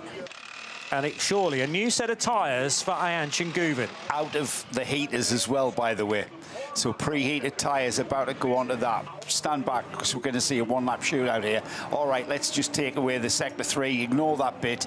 It is all about how you've optimised the remaining sectors that you're allowed to go absolutely maximum on. So it's going to be quite dramatic. Well, look, I'm hoping that's what we're seeing. Yeah, well, no, I think it is. Max Verstappen also looks so someone's taken his wheels, going to bring some fresh ones with fresh rubber. So this is suddenly refining it down to a tiny, tiny point. Those that are sitting at the top of the pile are not necessarily home and hose. Hopefully that rescue vehicle has now found an exit road to take the battered number 80 Winward Racing Mercedes away, but the clock continues to count down. 4 3/4 minutes remain. It's going to be an explosion of cars out onto the track, and just hopefully, the truck is still making its way to a gap in the barriers. Yeah, it's down in Schwedenkreuz now.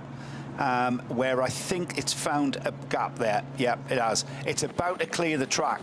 Now, my concern was on the face of that, just how concerned are they about that Armco on the left that Engel struck. They must be happy with that, because we have cleared the code 60, the slow zone, as you described, moving around the track now. It's just on the Flugplatz now, but about to disappear as it looks like that intervention vehicle is about to exit. It is. It's behind the barriers. Yeah, it's behind the barriers now. So we're about to see that slow zone disappear. So that is why we've got Verstappen's car now on fresh Michelin rubber and about to go out in quite dramatic style here. It's going to be a one-lap shootout, isn't it? 3 minutes and 40 seconds remain. Not enough time to do a Nordschleife lap, so they're going to go around, do a Grand Prix lap, and then launch themselves from that inner lane to the right-hand side of the cones. And how busy is it going to be? Are we going to get that backup of traffic to the Vidal chicane again? Because we're going to get so many takers here of a potential 19 cars that remain in the session. Max Verstappen is rolling and is back into top qualifying 2. And away will go Ayhancan Guven in the 911 Manthey racing car, also on a brand new set of Michelin tyres. Right, let's log what the fastest time is so far. It's set by Max Verstappen, Winward Racing Mercedes number 3, 8 minutes 14.459 seconds. That's 2.3 seconds slower than the best time in TQ1, but they had an uninterrupted run don't discount Christian Cronjes, the Aston Martin driver, a real Nürburgring expert for walk and horse motorsport, but still a host of drivers outside the top 7, the crucial top 7, who could get there. You just said there, don't discount Cronjes, don't discount Dennis Olsen, don't discount Mark Whitman, don't discount Changuven. Let's not discount anybody in that 20-car lineup, because it's such a long lap, 25 kilometres, as Johnny described, anything can happen there. A car getting caught out by traffic, a car hitting the barrier can destroy what is going to be this one-lap shootout here. So fingers crossed, we have a clean run to the flag here. But I tell you what, talk about drama. This is just a soap opera episode in one half-hour session, isn't it? Script writer's gone early. Yeah. They'll never allow this. The producers know he's going to throw this back. That script's unrealistic. So Max Verstappen goes quickest, and then there's a truncated session, and then there's a one-lap shootout, and then we're all watching, to see what happens. Fantastic. It's not realistic at all, is it? Here's Nick Yellerly. He's done a lap of the Grand Prix circuit, so crossed the line at pretty decent speed, and he's already into Sector 3, past the damaged Armco barrier, but that's obviously been looked at by the marshals. That's exactly the scene where Maro Engel's Mercedes came to rest, backwards, and, well, no inch left given or taken here by Nick Yellerly, who, remember, does have time to find. It's actually only 0.2 of a second on the current top 7. Well, what am I talking about? That top 7 and their times are going to alter dramatically, and Max Verstappen could not afford to be staying in the pit lane in his Mercedes for fear of dropping out of the top 7. But everybody who's still able to run in top qualifying 2 is now back out onto track. You're concerned about the barriers on the left-hand side that Maro Engel struck in Hatzenbach, early part of Hatzenbach. Just very brief sight to them. It was a glancing blow. It wasn't a sort of impact blow, and that is why I think they've done their job, and he's we can carry on. But right now, number 130 Lamborghini, Nick Yellerly, he is shortening this lap. I mean, 25 kilometres, very generous length, but he's getting it down to about 24 3/4 at the moment. Every corner is being cut, which is what he has to do. This is a one-lap flyer for them.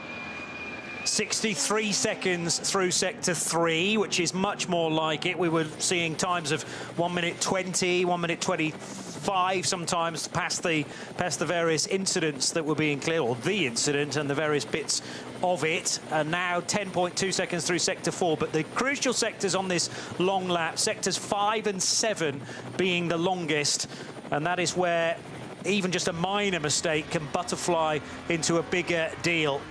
So Nick Yellerly we're keeping our eye on, but also Ayhan Changuven in the 911 Manthey Racing Porsche, Connor De Filippi in that BMW M3 Touring. It's an M4 underneath, but with the M3 Touring 24H series, 24H rather, body on the top of it. Vidal chicane now for the American. Ayhan Changuven is already onto Hatzenbach and working his way by the Maro Engel corner. And I think the issue we just have to reiterate here was Nick Yellerly was very, very quick on his first flying lap, but the early stage, he caught those double-waved yellows passing Maro Engel. That made him back off by a handful of seconds, and thus the gap between him on his first flyer and the fastest was 4 seconds, so he could be right there at the sharp end, but for incident. I'm glued to Sector 3 here. Yellerly was 63.3. Hesse was 63.6. Wittmann in the Schubert BMW was 63.4. Verstappen through there, 62.7. Verstappen on target to be quickest still with 62.7 there, putting him just at the front there, fastest as we get towards Sectors 4 and 5, which will be the next ones we check. I reckon he'll get back to the pits, his coffee will still be hot.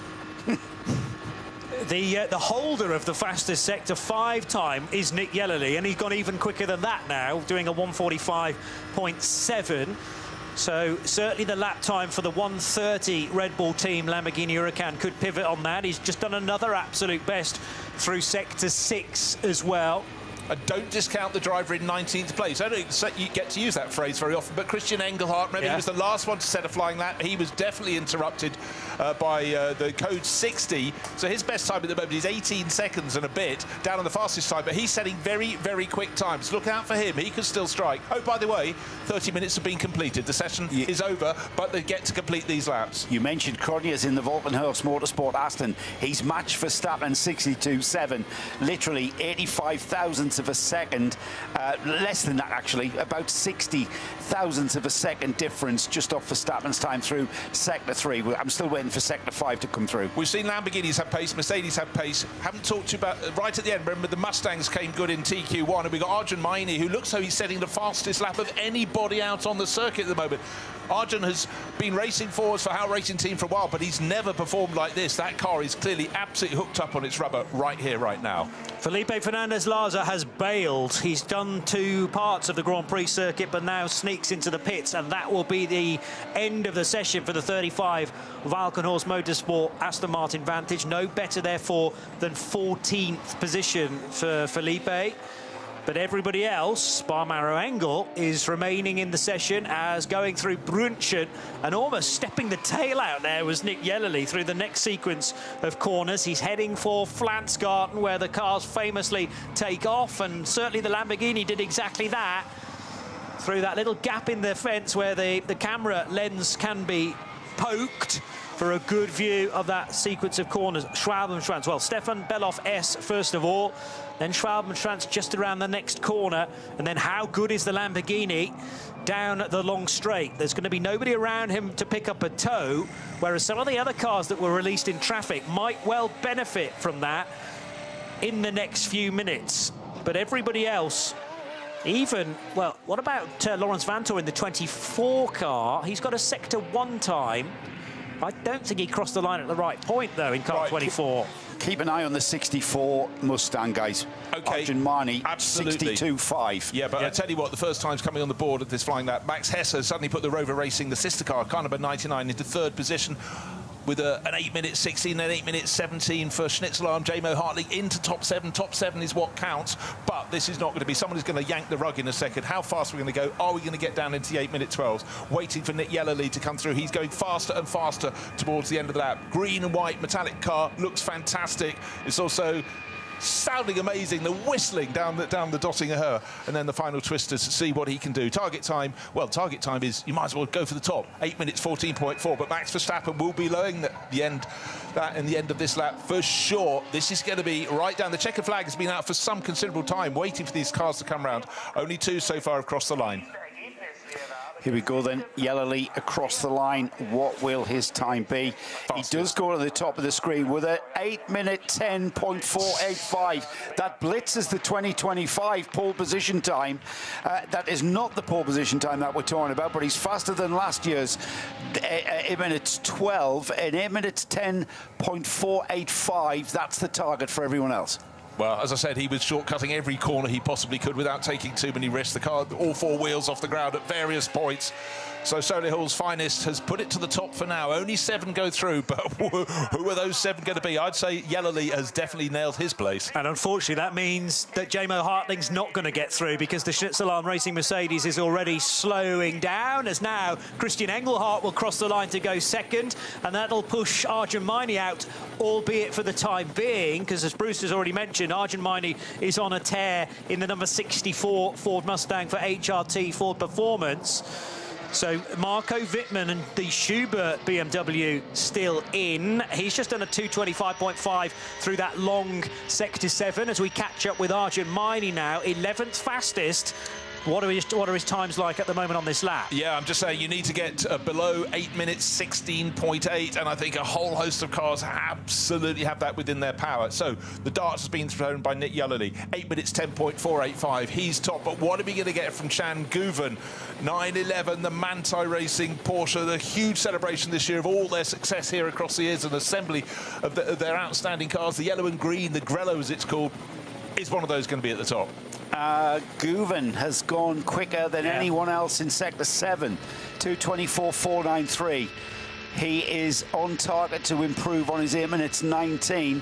Target time is Yellerly, still sits at Yellerly's 8 minutes 10.485. Verstappen finishes. Verstappen goes 2nd fastest with an 8:11.6. What can Arjun Guven do, though, with that absolute best through the 7th sector? And he will go 2nd. So he will push Max Verstappen down to 3rd position. Yellerly pits, Guven's in the 7. Verstappen should be in the 7, although who else is likely to improve. We've got a whole load of cars on the Dottinger Hur, including the M3 Touring for Conor De Filippi, and he will stay in 13th place. Whoa, David Schumacher, I was waiting to see what the Fords could do. He's got 5th fastest, but goes down to 6th. Adam Christodoulou goes into 5th. First driver outside is Benjamin Leuchter. Still about 6-7 cars to set a final flying lap. 8:10.485 to beat. Christian Cronje, as I said, watch for him. He goes 2nd fastest for the Walkenhorst Aston Martin team. Chan Guven down to 3rd. Dennis Olsen for Ford goes up into 4th place. Verstappen is in 5th as well. It's only the 7 that will qualify through. Christodoulou up to 7th for Pro Sport there. His time in 8 minutes 13. Christodoulou, the last of the 7, qualifies into top 3, qualifying this afternoon. Arjun Maini in the 64 goes 4th. So Verstappen drops to 6th position. Remember, he can afford to drop one more place, but if he finishes this session in 8th, then he will not progress into top qualifying 3. There's a bit of confusion immediately after the flag, by the way. But Maini, the 8:11.278, good enough to go 4th. But yes, it was sort of after you down at the Haug Hook between this Porsche and Ford combination. Well, that's it. Everybody has crossed the finish line now.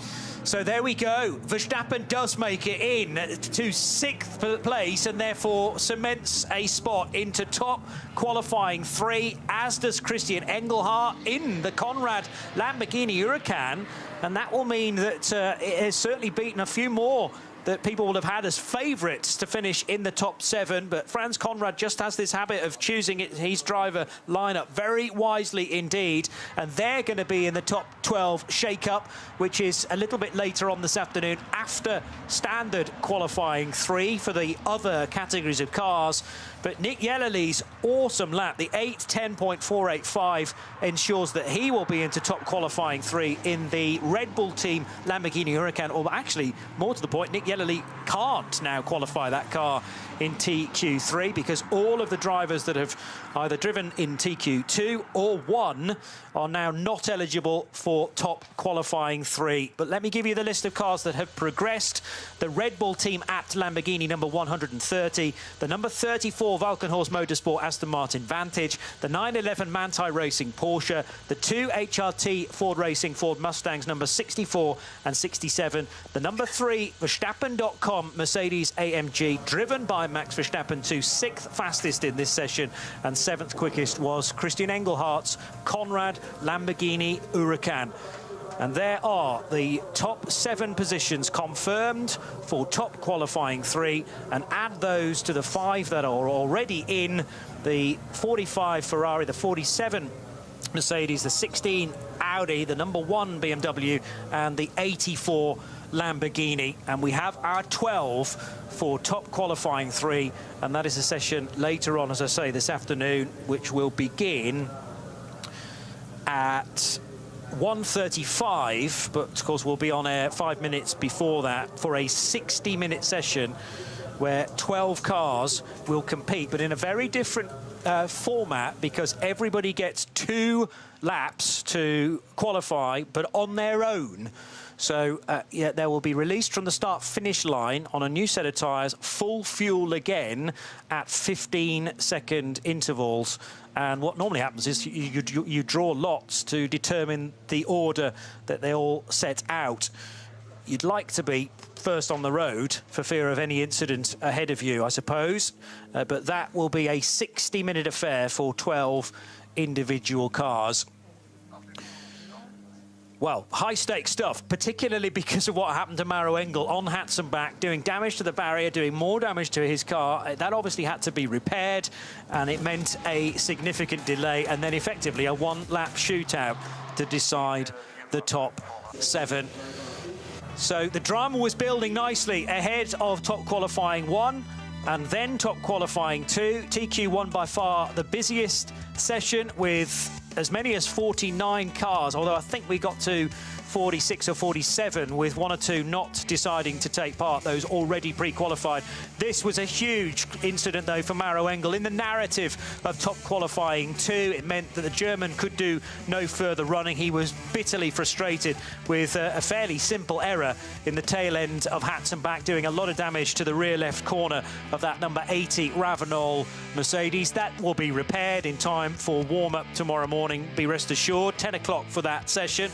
Meanwhile, though, everybody else kind of sitting, waiting, deciding will the session go green or not. Many circulating on the Grand Prix lap, and in the end, Nick Yellerly left it pretty late to do the 8:10.4 to ensure that he would be one of the 7 to progress, and also through Max Verstappen's Mercedes, the Christian Engelhardt Conrad Lamborghini, 2 of the Ford Mustangs, the Anchen Guven-driven Porsche for Manthey Racing, and the Christian Krogner's Aston Martin Vantage for Valkenhorst Motorsport. And now we have to wipe the drama of top qualifying away for the moment, because there are, well, a lot of big business to be done for the other categories within this race. John Hindhaugh, the 54th edition of the ADAC Ravenol 24 Hours of the Nürburgring matters a great deal to the other 120-odd runners, and they're going to be deciding their absolute grid position in the next hour or so. So we've got more than 20 poles still to, or about 20 poles still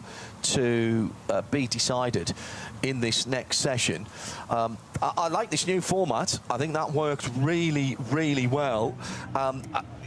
Getting effectively a one-lap shootout at the end wasn't necessarily in the plan, and it certainly wasn't, Peter Snowden, in the plan for Maro Engel to inadvertently hand his teammate a bit of a leg up. I don't think Max Verstappen, a rookie here for the 24 hours, remember, let's just, you know, put that in context, that lap that he's just done, and still ending up in the top qualifying. That's all they wanted to do, get in the top qualifying, and they've done that, and I reckon it'll be Jules Gounon who'll take that car. We now turn our attention, oh, by the way, before we leave that top qualifying 2, congratulations to the marshals and the recovery for getting Maro Engel's number 80 Ravenol AMG off the track and away, so that we could have that last, I mean, all I had to do was get across the line, but they still had to do it, and what did we get, 3.5, 4 minutes? I mean, it didn't look like it was going to happen. Brilliant stuff. Absolutely, 100%. As we say many, many times, the unsung heroes are behind the scenes. Everybody, so race control, race organisation, marshals, everybody gives it. We see the highlights, we see the bit at the front, we see the drivers doing this, that and the other. We see something, whether it be on camera or talking about it on radio, whatever we're discussing, we see an incident, discuss an incident, but it's everything that goes on behind, everything that goes into action when those things take place that do that. And I have to say, for Maro Engel, for me, that's what I'd call a real raised eyebrow moment. Of just most unlike him. We were waxing lyrical about him yesterday. I was putting him forward as a contender for being possibly the finest Mercedes GT driver on the planet currently. So perhaps Maro, I'm off his Christmas card list now. You cursed him even without being there. Peter Snowden with me, John Hindhaugh, in the booth as we build towards setting another, as I say, 20 or so pole positions. Bruce Jones just stepping back in as well. The excitement of TQ1 and TQ2, we take a breather from that now and reset. We'll have 12 cars going off at 20-30 second intervals later on, which is a spectacle that I've loved since we started doing the shootout. I seem to remember McLaren going very, very well early on, and we should see, I think we'll probably see a qualifying lap record for later on in that. But now, for the bulk of the field, let's remind ourselves, this is their last opportunity, given that the darkness last night didn't have the kind of track conditions where you would have thought they could have improved. They will have to do it in this next session. Yeah, absolutely they will. But also, I suppose one good thing, last night it ended up with people basically just ticking off the laps because the track conditions were changing all the time. Now we've got dry playing surface But still, there are going to be 141 cars or thereabouts, and actually we're moving, no, it'd be about 80... No, I'll tell you what, we moved 49 cars out of the mix. We've still got about 112 cars coming out to play to do their qualifying. So they've got to counter traffic, counter the different performance of the various cars from the other classes, keep their noses clean. But I tell you what, at the moment, the drivers just simply focus on what they need to do, but what they will still find is a track that's cold, it's slippery, and if you do go onto the grass on either side of the circuit, you'll find it accelerates your car rather than slow it. And just remember on the Nürburgring Nordschleife, the gap between the black part of the surface of the track and the barriers is sometimes in many parts no wider than 1 car width. So any mistake, and we saw Mauro Engel getting punished there for one little slip up. We saw Michele Di Martino didn't even get onto a flying lap in top qualifying 1. Get on the grass, you're done for. So there's got to be, John, an element where they're drawing back in from really hanging it out there. Totally. You are talking about maybe 6 inches of a mistake there by Mauro. It goes to prove how hard he was pushing on that first lap. 100%, because, I mean, you were just trying to get through the top 20, moving down to the top 7 qualifiers to go to TQ3. This is very different. This is an entirely different format. This is regular qualifying for the masses, for everybody, but still, the amount of time to play, 1 hour and 5 minutes in this session, it's still going to be quick fire. You're still going to be rotating through drivers, if you will. So all around the circuit, people hanging out over the barriers to take a look at that. But it's a very different format from the top qualifying. And we will just absolutely test what is going to happen in the time ahead. It's going to go very, very quickly indeed. Yeah, and that the problem that they have in that Winwood garage, well, first of all, the good news is there's only 4 cars in that garage, so they've got plenty of room to work. It doesn't look too bad in that it looks like its suspension, left rear looks the worst, but left front steering had gone as well. The worry is the incremental damage on the drive line. Drive shaft pushed into differential gearbox. It's a transaxle on that car. That's going to all have to come out. They'll have to line up the back end and realign the car as well. Make sure there's nothing that's a contender. That car is a contender for overall. And it's a rock-solid crew in that car. And, you know, there isn't a real dip. But, you know, the car will go back to base at Alton Dietz, and they will work very hard on it. But Winwood Racing, a huge amount of experience with Mercedes. But they've still got to do count by numbers. Do you think they'll take that car off-site to do that? Because they've got the rest of today. I think they will, for that very factor. You know, if we were kicking off, they'll miss the warm-up. That doesn't matter. In the morning. Do you think? I think they'll miss the warm-up if they have to. They'd rather have it here for that. But I think it's, as you just mentioned, though they have a capacious garage, 4 rather than 6 cars in it, they're still very cramped working conditions. So I think you get jobs done more efficiently. You've got the space. I'd take it off-site and get it fixed. That's very interesting. They would have to have it re-scrutineered, of course, bring back in, so that they'll have to ask permission for that. We have had a car go and come back already. We've had a car replaced as well, the number 900 Porsche that was involved in the incident that took out the GT Racing all-female crew, the number 146 Porsche. That car out, the 900 car has been replaced. That is not the car that started the weekend, or the week. And we had the Chris Meese, I'm calling it Chris Meese because he was in it when it had its unfortunate incident. That car was taken off-site. Now, that's only the Moist Path, which is literally up the road. Hopping 3 skips. Yes, and that car had we believe it's had a whole engine change. The 5.4 Coyote-based engine has been swapped out in that GT3 car, and it was back, and it was circulating for a little bit last night. So they'll have to get clearance to do that, to make sure that that's okay. That's an interesting one. How far is it to Alton Dietz? That's how long does it take them to pack that car up when they get it back, stick it in a truck, take it away? Can they put it on a flatbed? Have they got another truck that can take it? They've already lost time because it was pulled off the circuit. Correct. Towards Flugplatz. It was you know, you couldn't get it off a Hochheik and moving around. And then, you know, there's traffic on the roads outside the circuit, but you don't have access roads all the way around the circuit, so it's probably out onto the public road. From there, And it's just losing time that's so valuable. But anyhow, with a team like Winward Racing, so super experienced, they'll be right on it. They were already, before the car's coming back, they'll have the requisite parts that they think might need replacing lined up, ready for the repair work. But 2 fallers so far, one in TQ1, which is Michele Di Martino, and then one right at the start of TQ2, top qualifying 2, Mauro Engel for Winward Racing. For everyone else, though, cars lined up in the pit lane, cars lined up beyond the pit lane, and in fact, with up to 6 cars in most of the garages here, there's queue even to get out of your own garage onto the pit apron. Good condition, though, sunny, dry weather conditions, and that's what's about to greet the drivers. Sunshine greeting us here at the Nürburgring Nordschleife for the 54th edition of the ADAC Ravenel 24 Hours of the Nürburgring.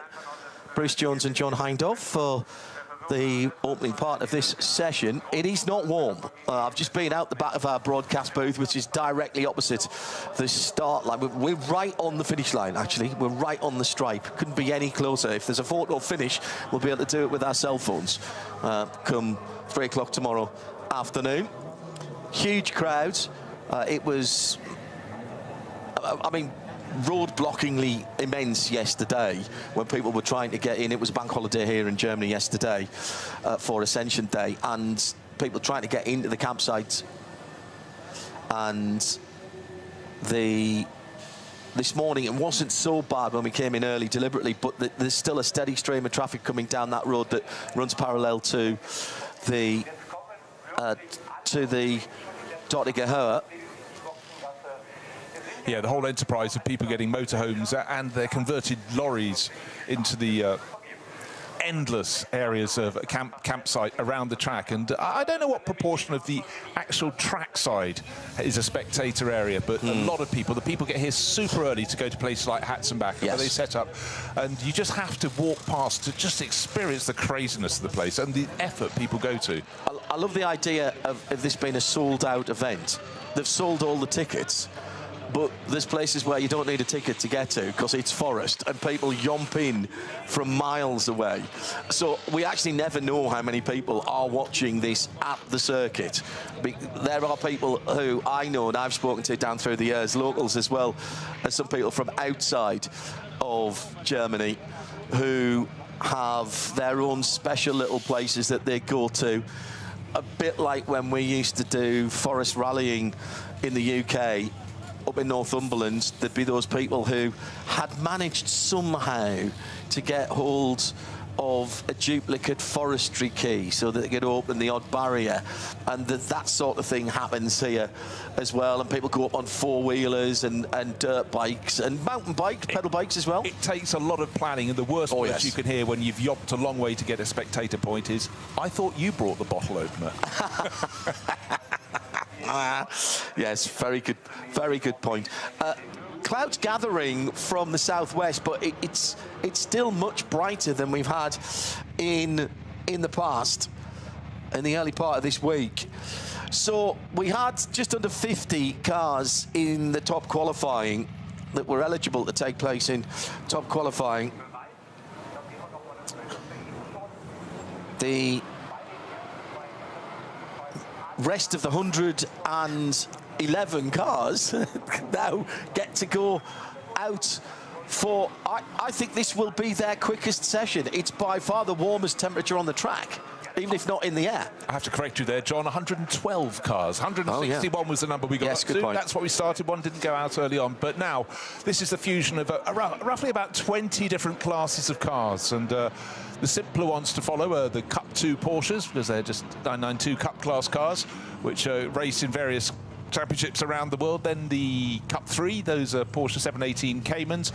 But we have everything else in between. We've got front-wheel drive, we've got rear-wheel drive, we've got one 4-wheel drive car in the race, we've got cars that are production-based, we've got cars that are very much sort of junior GT categories, all with their own classes. And through the course of the race, they begin to sort of form their own pattern. But right now, it's a mélange, it's an absolute mixture as all the cars go out, all with one purpose, to qualify as well as they possibly can. They'll be saying, dry track, tick.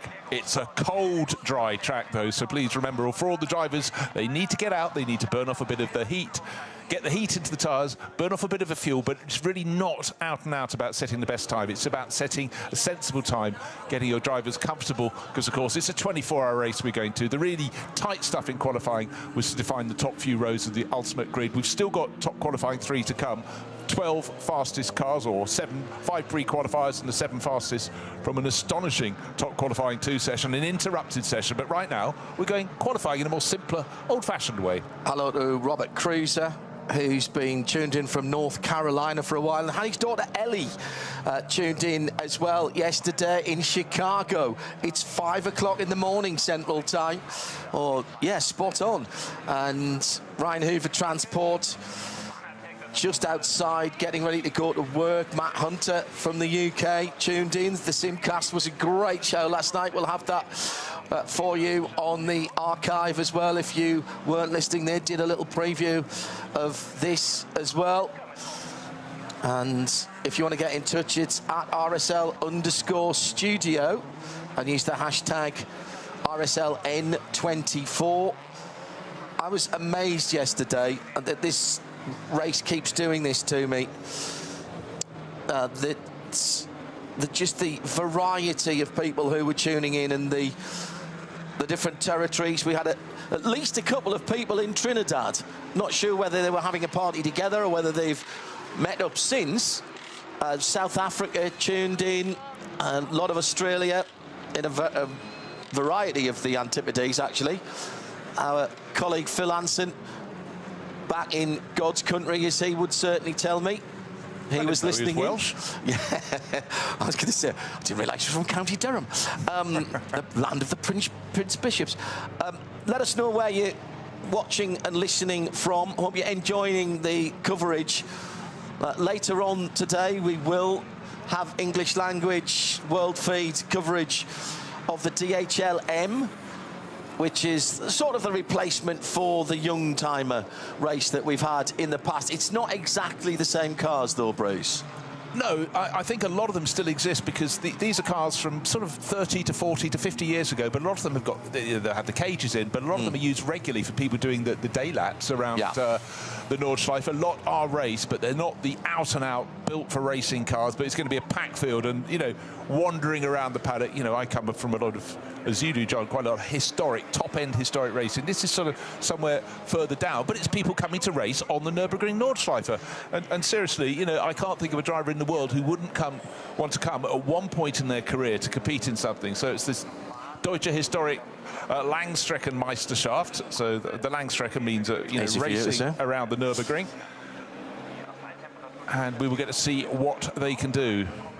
So now I've got to scroll my screen down to beyond the top 50 odd, haven't I, really, to see what's going on there.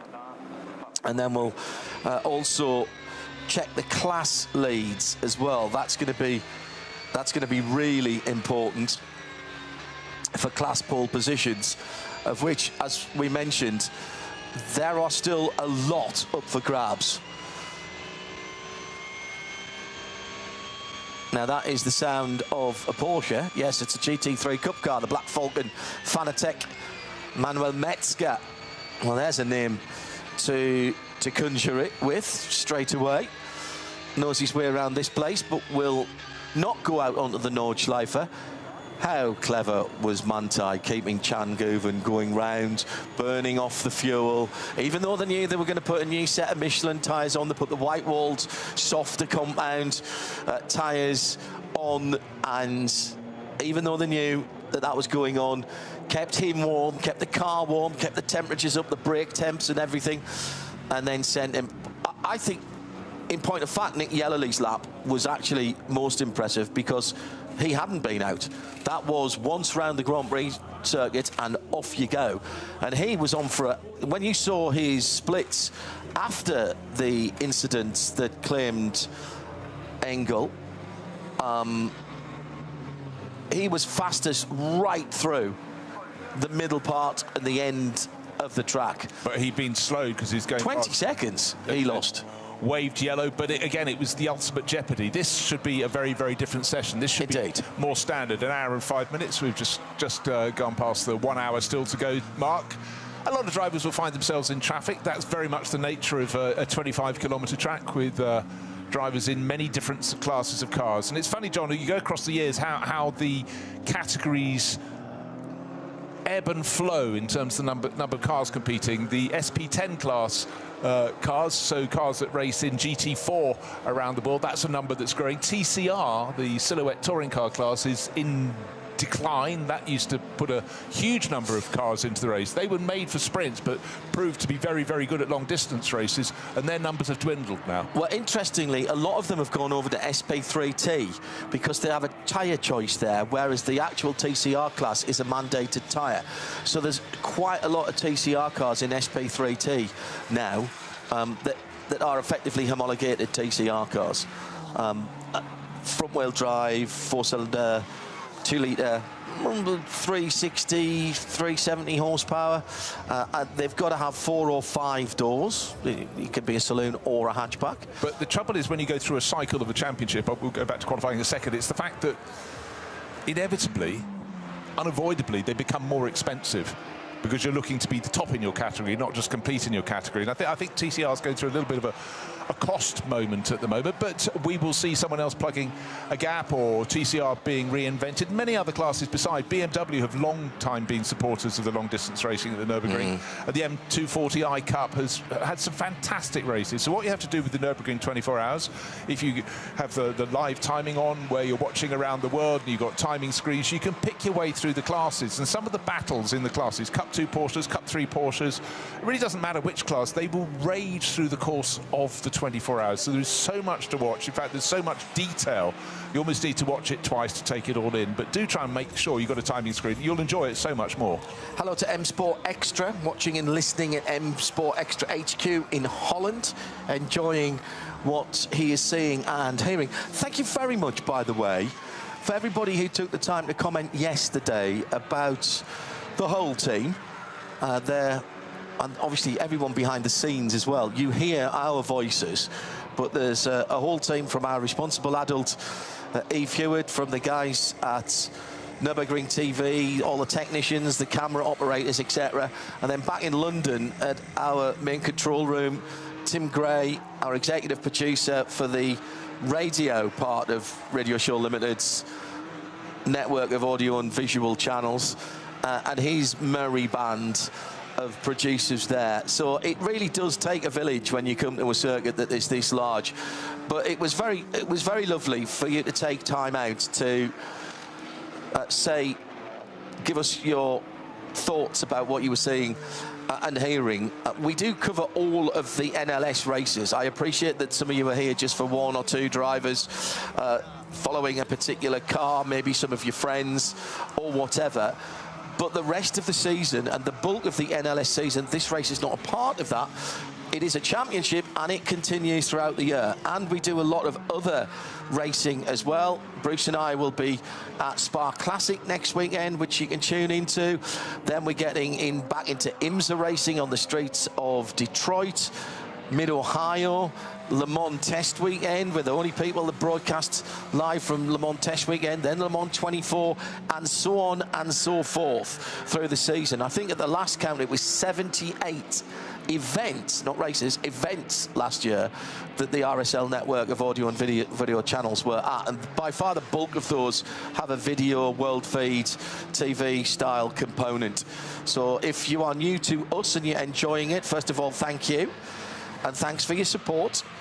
And you can follow us along the rest of the year as well. It's radiolemans.co or radio-show.co.uk or indeed imsaradio.com. We've got video on there for the whole of the American series. It's we're not quite as busy as Maro Engel of 40 weekends a year for all of us, but not far off, Bruce. Yeah. No, I was just taking a little look, actually. A little message has popped up. Long-time friend of mine, Chris Longmore, said 30 years ago I competed in the 24 hours of the Nürburgring. As Max competes this weekend, I'm sure he won't be cleaning his own windscreen at the pit stops. No. He said that year we were the only Mercedes on the grid, which seems extraordinary. He said so we had amazing support from one camp of German fans, etc., about them appearing every lap. But he said the 1996 Nürburgring 24 hours, of course, was the first time it was won by a woman, Sabine Schmitz. Sabine Reck, as she was at the time.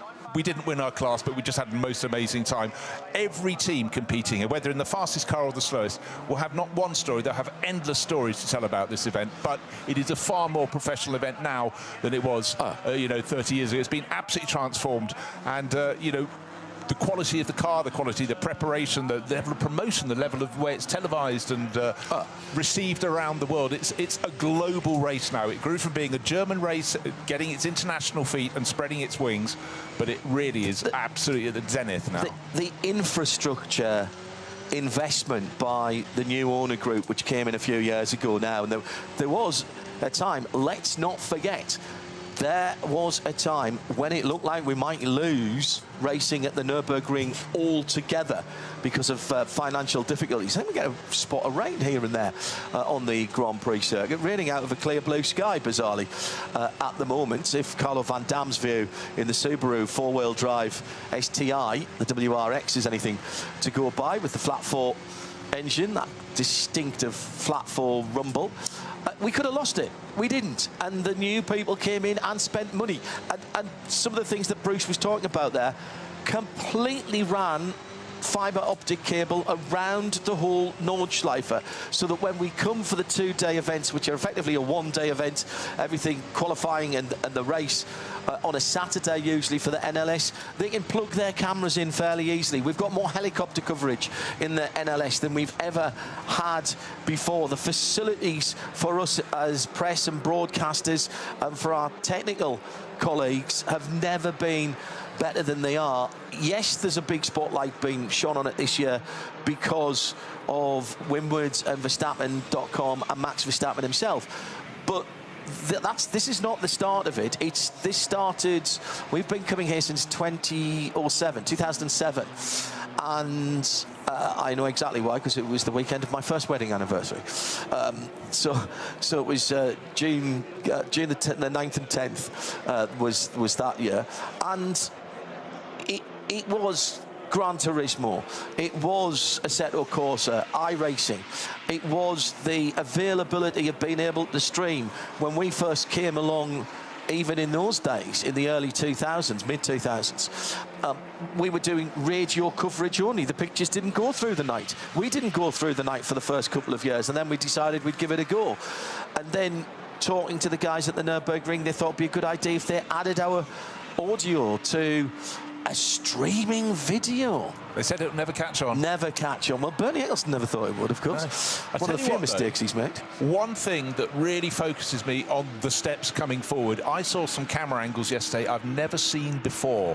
Anything, this circuit, I could sit all day watching onboard footage around, but I saw some angles that I didn't know existed, and what it showed is the sheer rise and fall of this circuit, and the fact it just snakes around a forest. There are villages within the inner part of the circuit, believe it or not. It's truly extraordinary, but just getting your head around 25 kilometres plus the eternal factor, the weather. What is the weather going to do? What's it going to do this lap, or maybe if I'm a slower class car, in 12 minutes when I get around to do another lap? How much water's going to be there? Well, it's talking to drivers down through the years, I've only ever driven either tourist laps or manufactured days. I've never raced here yet.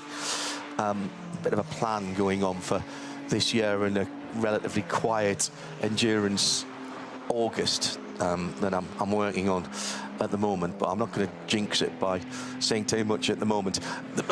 But this place is much more akin to driving your favourite country road. This just happens to come back in 25 kilometres to where you started. But think of it as a tarmac rally stage, actually. Yeah, that's exactly where I was about to go. Yeah. And you're doing, if you've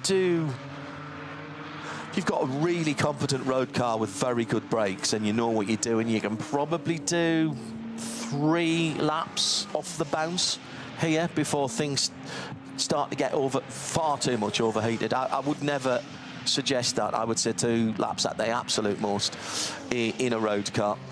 But I've been fortunate enough to jump into GT4 cars here on manufacturer days and do 3 or 4 laps straight off the back of each other. And even on a sunny day, you just don't know.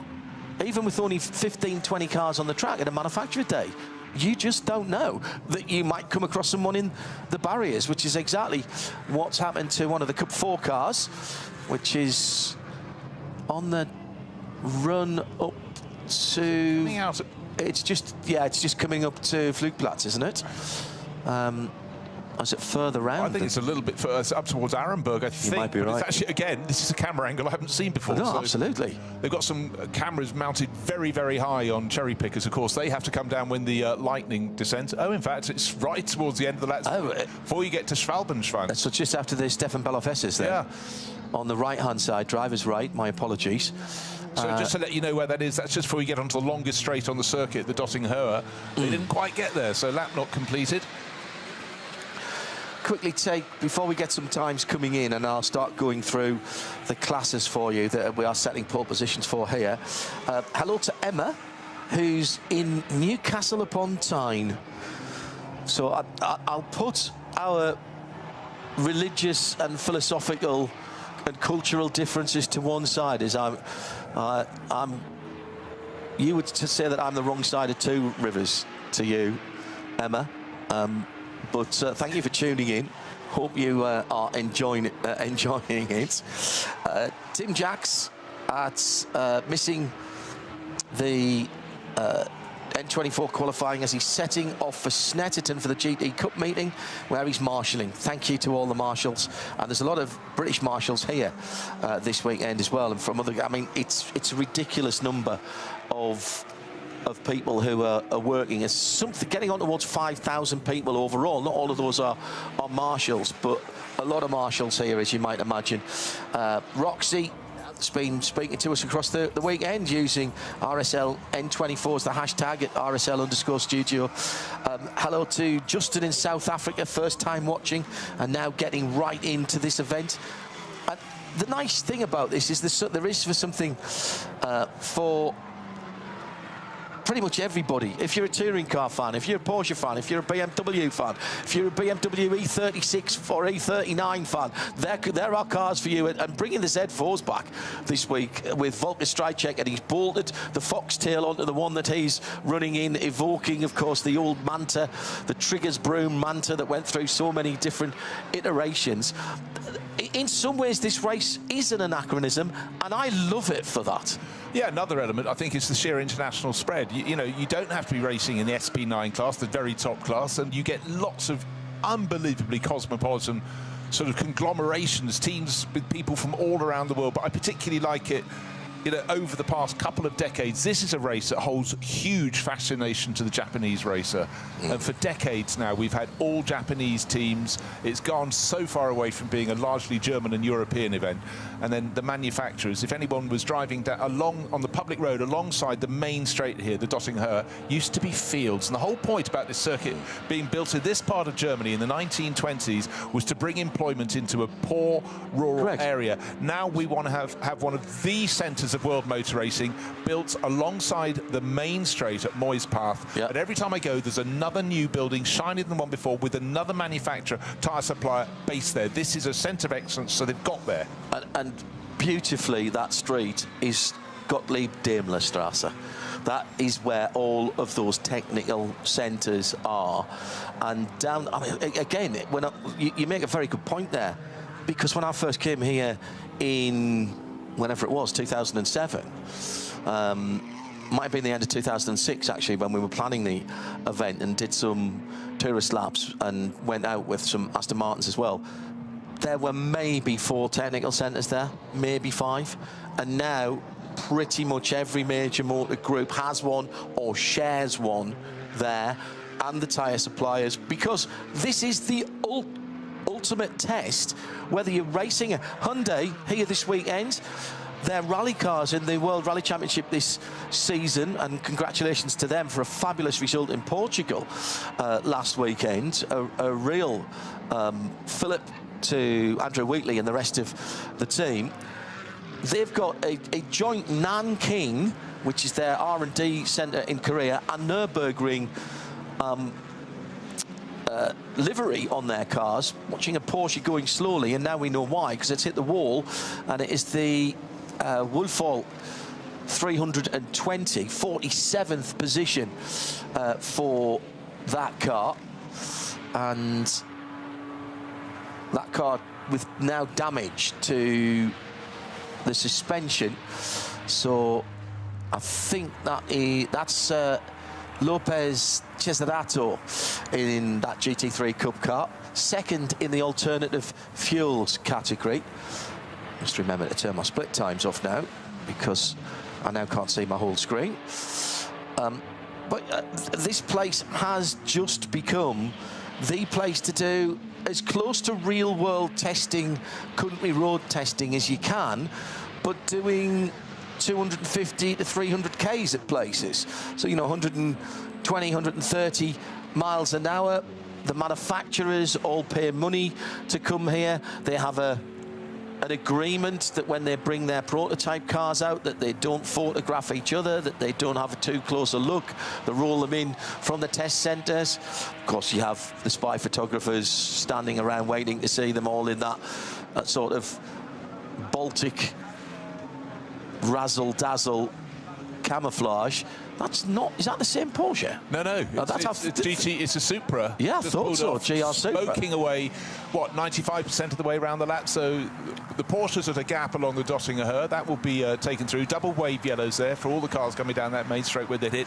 VMAX can't do that right now. But you talked, John, about the number of people working at the circuit. Not just the marshals, but also the rescue crews. And you need multiple flatbed trucks. You need multiple course vehicles that can get in position with their flashing lights on the roof to make plain where a situation is. So another car to be towed away. And safety aspect is another part of the improvements, as I'm reminded by Johannes. 46 electronic signal panels being added round the track. They used to use them just in the night time. They've been used in the day now to supplement the marshals' flags. Hello to Wet Siggy. That's a great handle. Appreciating the coverage. Funny to see the cars driving around at 9 degrees at midday in Germany when I'm shivering here at 18 degrees at 8 p.m. at night in Australia. Weather is certainly very different over there. Yeah. You haven't endeared yourself to me, Wet Siggy, from Australia. Welcome, and have a lovely evening. Hope you're going to stay for TQ3 single car qualifying effectively. Auckland, New Zealand, amazing show, incredible footage. A lot of people commenting, as Bruce just has, about the new aerial shots, the higher up shots, really giving a sense of scale to this place. And then, of course, the brilliant onboard camera shots that we get now, which are... I mean, it was one of the things I thought about the F1 movie. I watched the F1 movie, and they got a technical Oscar for that. And I was actually quite underwhelmed by not the film as a whole. I watched that with an open mind.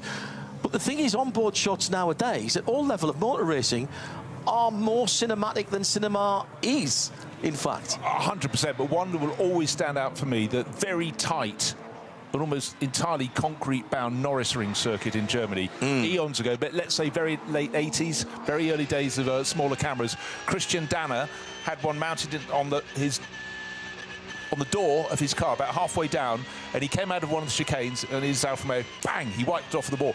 And the level of flinching on the outside. On the outside. Yeah, right. It was a right-left flick, but he didn't quite flick enough to the left, and it's a smash into the ball. You felt like you were going to fall behind the sofa. The camera absolutely destroyed, but did its job, got the action. Right, we've got about 40 minutes to go, so let's look through some of the pole sitters in the classes who are out qualifying at the moment.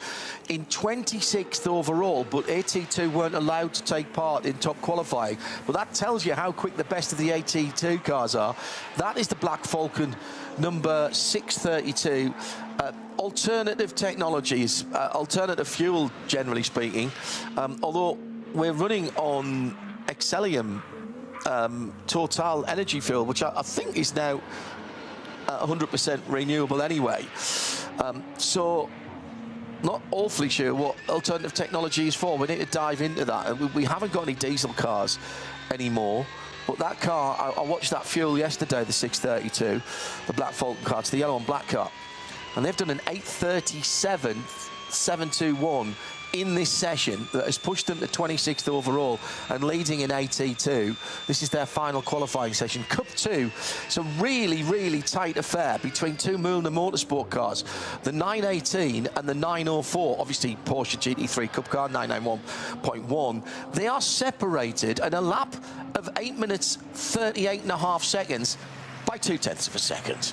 And that's the battle for pole position, as we've got one of the BMW M2 Cup cars off to driver's right. And now that, I think, is that ice curve or somewhere like that, a little bit further round. Dotting a her, maybe.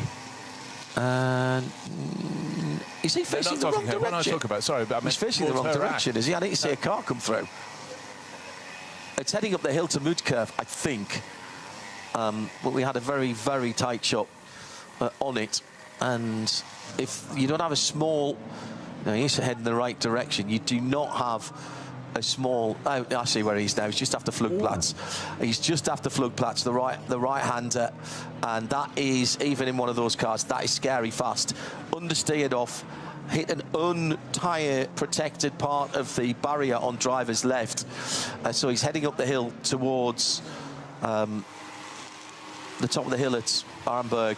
And that BMW then sitting parked rather forlornly and will not take any further part. The two right-hand wheels way off the ground as it impacted the barrier, but it came back into terra firma, slid across the track. Barriers have contained it, but that would have gone from all going fine to all not going fine very quickly indeed. So just to let you know, see if we can identify the car actually. Lost it early, actually, and understeer. There was a little flick and an understeer. Oh dear, I don't like that at all. Driver's side as well going in. That GT3 Cup 2 battle, the Porsche Carrera Cup car battle, is phenomenal because we've got the top 7 separated by just on 8 seconds. In that battle, and this is their final opportunity to improve. Let's scroll down a little further for some more class leaders for you. It is the Hyundai Motorsports TCR 830, which is a perennial pole sitter and winner here. 852.7 they just did last time around, ahead of the rest of their pack. Then that's in 45th overall, so inside the top 50 for a TCR car when there are 40 SP9 cars out there. That's pretty impressive. And let me just see what that is. So they are under 40 seconds away from the fastest time we've seen. That's actually quite quick, isn't it? Yeah. For a little 2-litre front-wheel drive car. Now, TCRs are purpose-built race cars. Let's remind ourselves. SP10 is the 888 Hoffa Racing GT4 Evo BMW. That is the GT4 class. They're in 49th position. They've just set their 856. 858 for Ryder Engineering's Cup car. That's the SP7, number 91, sitting in 50th position. It is the Max Kreuzer Racing VW GTI Club Sport that leads the SP4T category on 9 minutes. So all of the top 51, in fact, are under 9 minutes, and then we're into the 9-minute laps, which is still, that's not hanging around. Remember, that includes almost the full Grand Prix circuit as well. So SP4T is the category that the Hyundai Elantras with that development prototype engine, road car engine, are running in. So that's going to be an interesting battle. Behind them in Cup 3, which is another Porsche class, but for Porsche Cayman GT4s, effectively. That is the W&S Motorsport car, which has been fastest all week. They've not actually improved their time from yesterday. They were on a 9:02 yesterday, and they've not yet improved that today. They are out on the circuit at them. Actually, I'm saying that I don't know. It might have been the lap before that. I'll go back and check that in a moment. And they sit in a very creditable 58th position, so that's, you know, well inside the top half of the field. Some more pole sitters, provisional pole sitters at the moment. We go down into the 90s for the BMW M240i, started as the M235i category, and then they got a bit of an engine upgrade, not a bore out, but a little bit more power, some change in the electronics a few years ago. That used to be the entry level for BMW M Motorsport. That's now the BMW M2 Cup, but it's the 195 car sitting in 93rd. That's one of the myriad of adrenaline motorsport cars that take up the last 2 boxes at pit out. In fact, I think they've got 2.5 boxes down there. Adrenaline with always a fantastically turned out set of cars in a variety of the classes.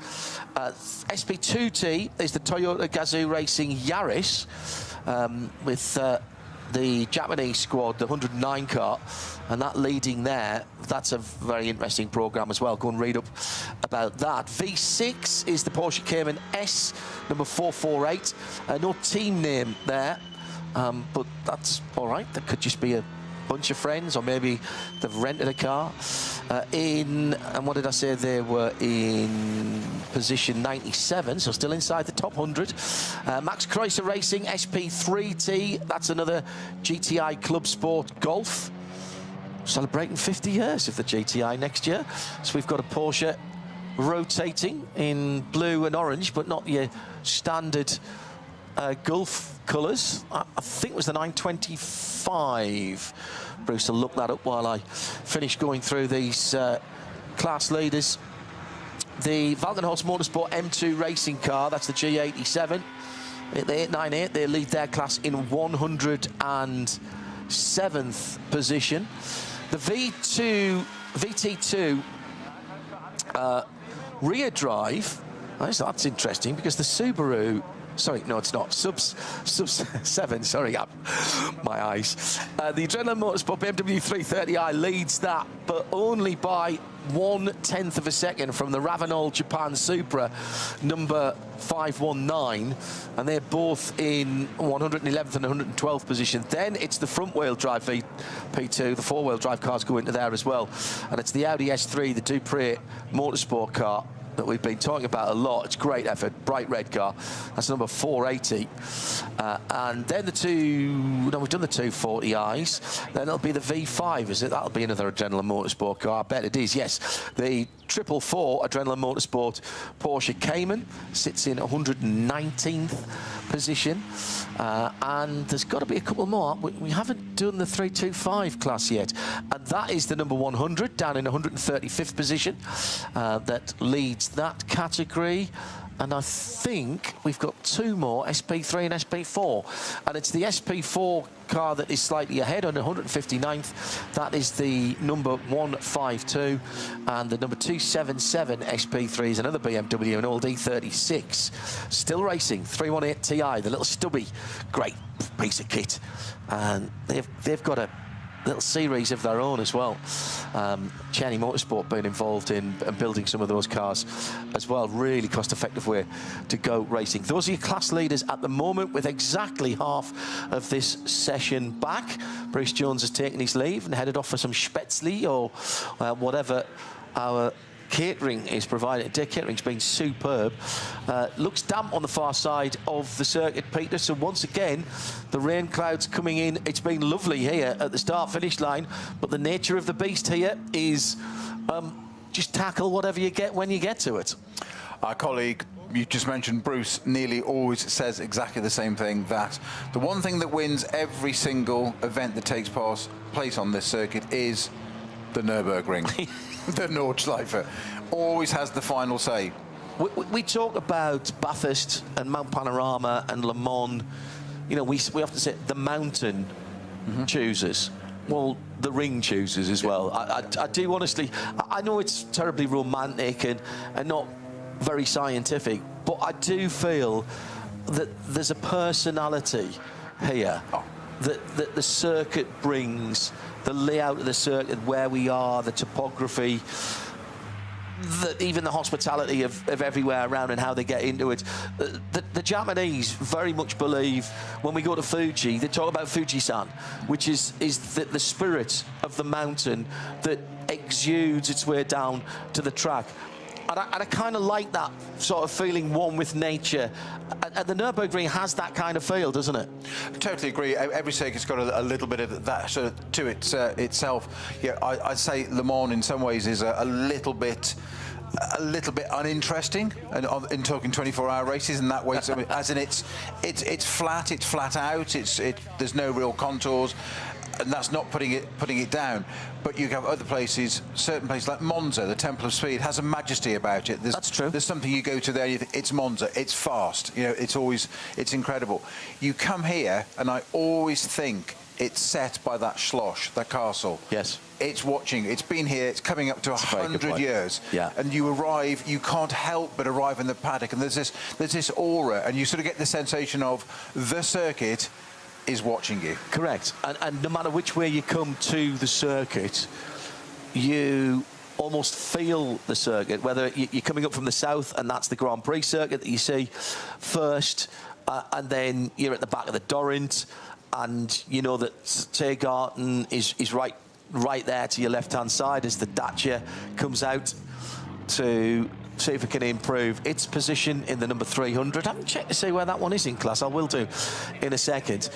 Or you come from the other direction where the road runs directly parallel to the Dodiger Höhe, and you drive down, and if there's cars on track, you're driving down there at 70 clicks or whatever the speed limit is. There is 70 clicks this weekend. I think it's normally 100, but they pull it down because there's so many people around this weekend. And you've got cars going past 20 yards away from you on your right-hand side, and you could be getting passed by a GT3 car doing 300 clicks, 320 clicks down the Dodiger Höhe, and it's just, I love it. It drags you in at every moment, and well, as you rightly say, it's 1927, isn't it? It was completed. We're already into the 100th anniversary of the work having started. I think that was the back end of last year, sometime. As you can imagine, a massive engineering project that was effectively a job creation in quantitative easing in today's terminology. It was to bring jobs and to bring tourism. Yes, to take racing off the roads. The Eifelrennen, the old Eifelrennen, Eifel races were on the roads around here, which are, by the way, still superb.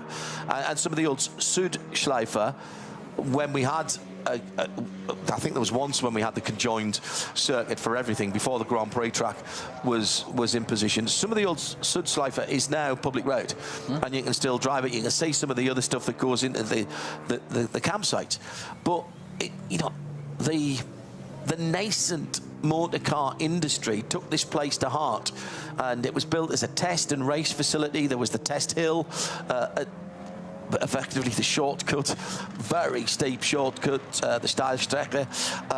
That's just to the left of the Caracciolo. Correct. Carousel. You went straight on up there, which. But it's a one in. I don't know what. One in 2, 1 in 3, 1 in 4. I don't know.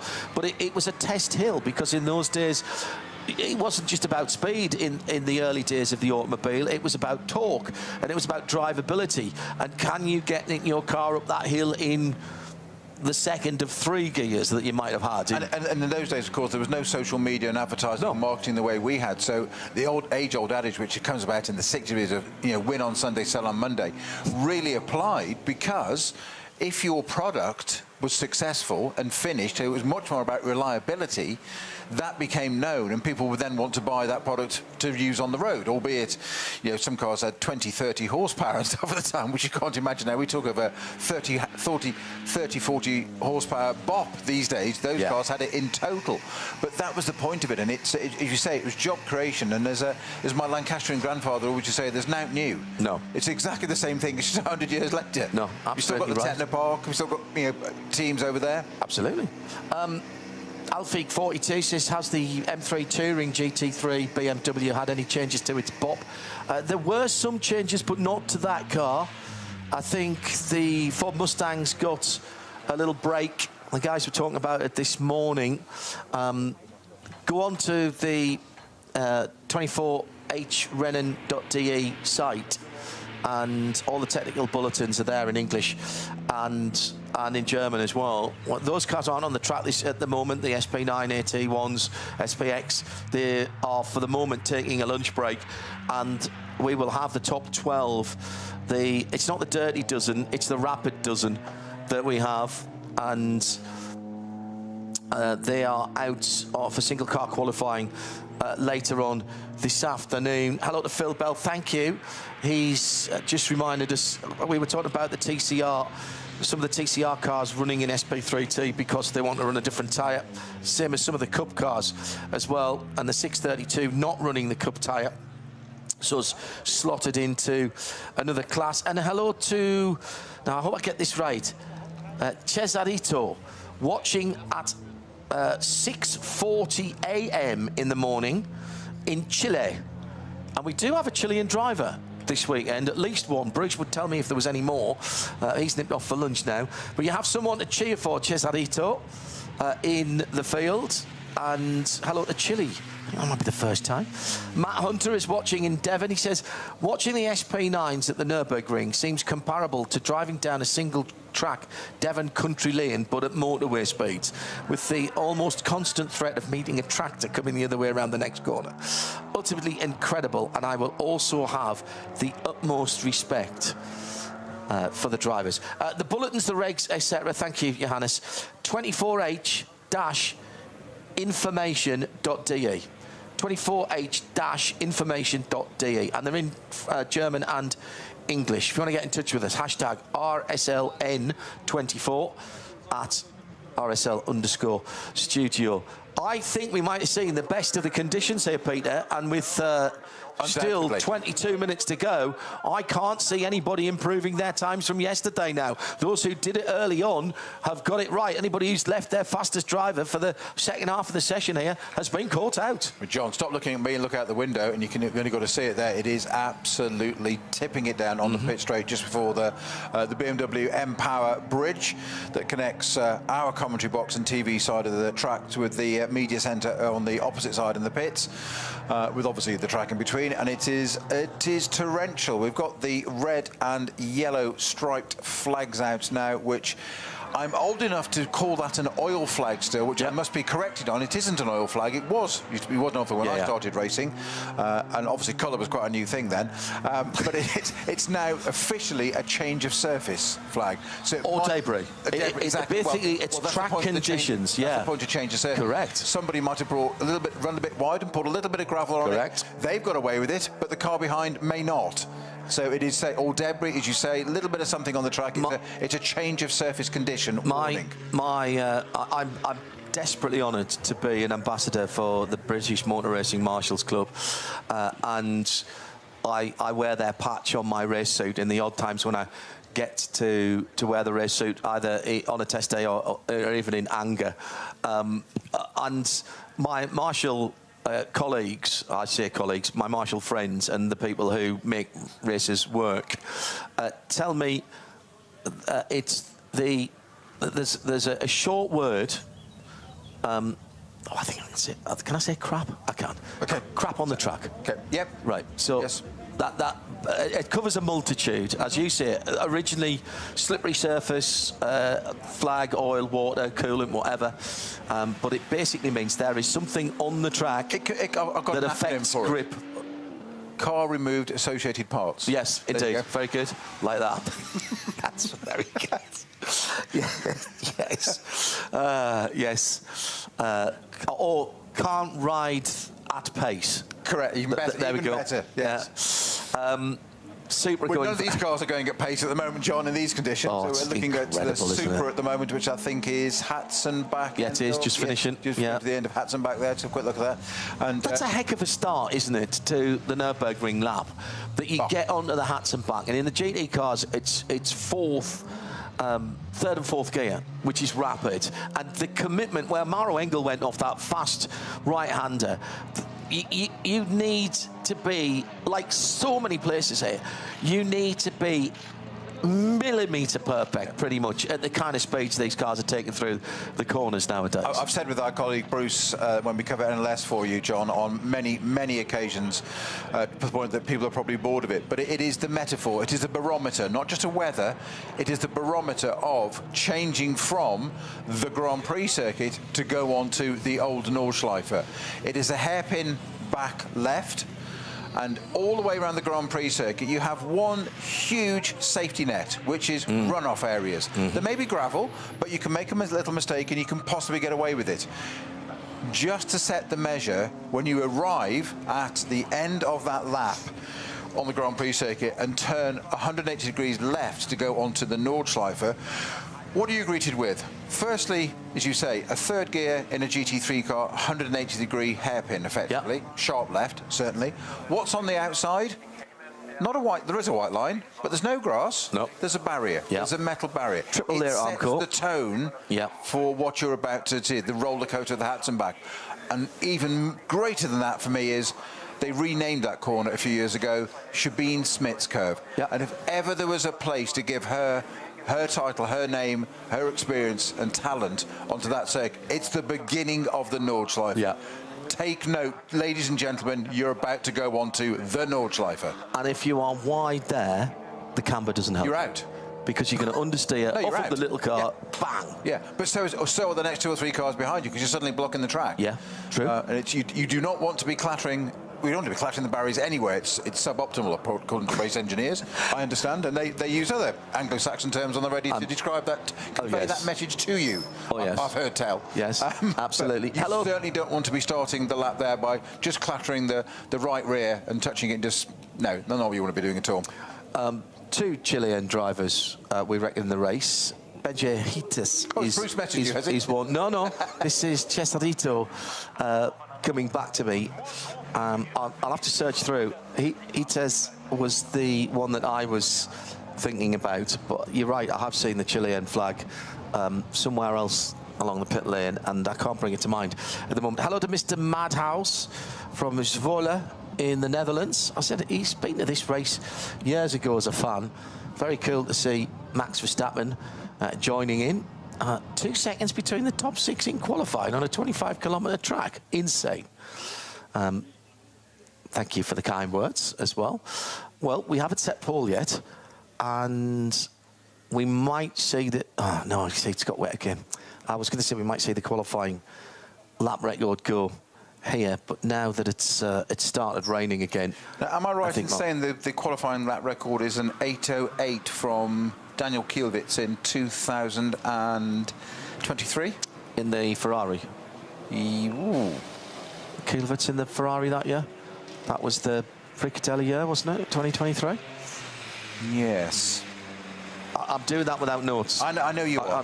I'm working without safety net. No, John, I'm doing this to make me look average. You look good. I'm doing this to make me look average. No. The two COVID years throw my timings out. I remember everything up to 2019 in the order that it happened, but the 2 COVID years scramble my brain in what our responsible adult Eve Hewitt, another very important part of the team, calls the global long yellow flag period, which I think is a brilliant way of describing... That record is 8 minutes 08.006. Daniel Kielwitz driving a Ferrari 296 GT3. I had the year right. Wow. Yeah. This is why you're lead and why I failed. No, not at all. It was an incredible lap. I remember 8:08 for various musical reasons that we were talking about last night. It was quite funny to see. You know, people of a certain age when they go, oh yeah, 808 State, I've got their first album. So have I, on vinyl. But that dates you to a certain year, doesn't it? Yeah. Great, that first album, 808 State, actually. I may have to dig that out when I get back. Go down the storage unit. It'd be pointless, because I don't actually have a record player at the moment, but a pair of SL1200s are going to be finding their way to me when I've got a bit of clearing out of the studio to do, and at least 1, possibly 2 SL1200s are coming back into fashion now. They are as well. It is slippery everywhere on the circuit. Coming up later on, let's remind you, nobody's improving, by the way. So, oh no, you see, hang on. I say that, and that must have been a time just before. No, that's all right. I've reset, and just before the rain came in, the Hyundai Motorsports 8:30 did its fastest lap, 8:52.7. I think that was the time we were talking about, though. And second place in SP10, the Riley and Schnauk BMW GT4 Evo did a 9 minutes. Well, that was an improvement, because I said 51 cars. I know it still is 51 cars that are under 9 minutes. That's just on 9 minutes, 0.4. 9 minutes, 0.4.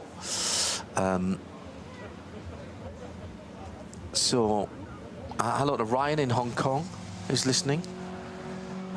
Snoody McFleud as well. Check the timings for wherever you are around the world, as the Dacia goes out onto the Harts and back, comes down to the Sabine Schmitz curve. It had been Sabina's 57th birthday yesterday.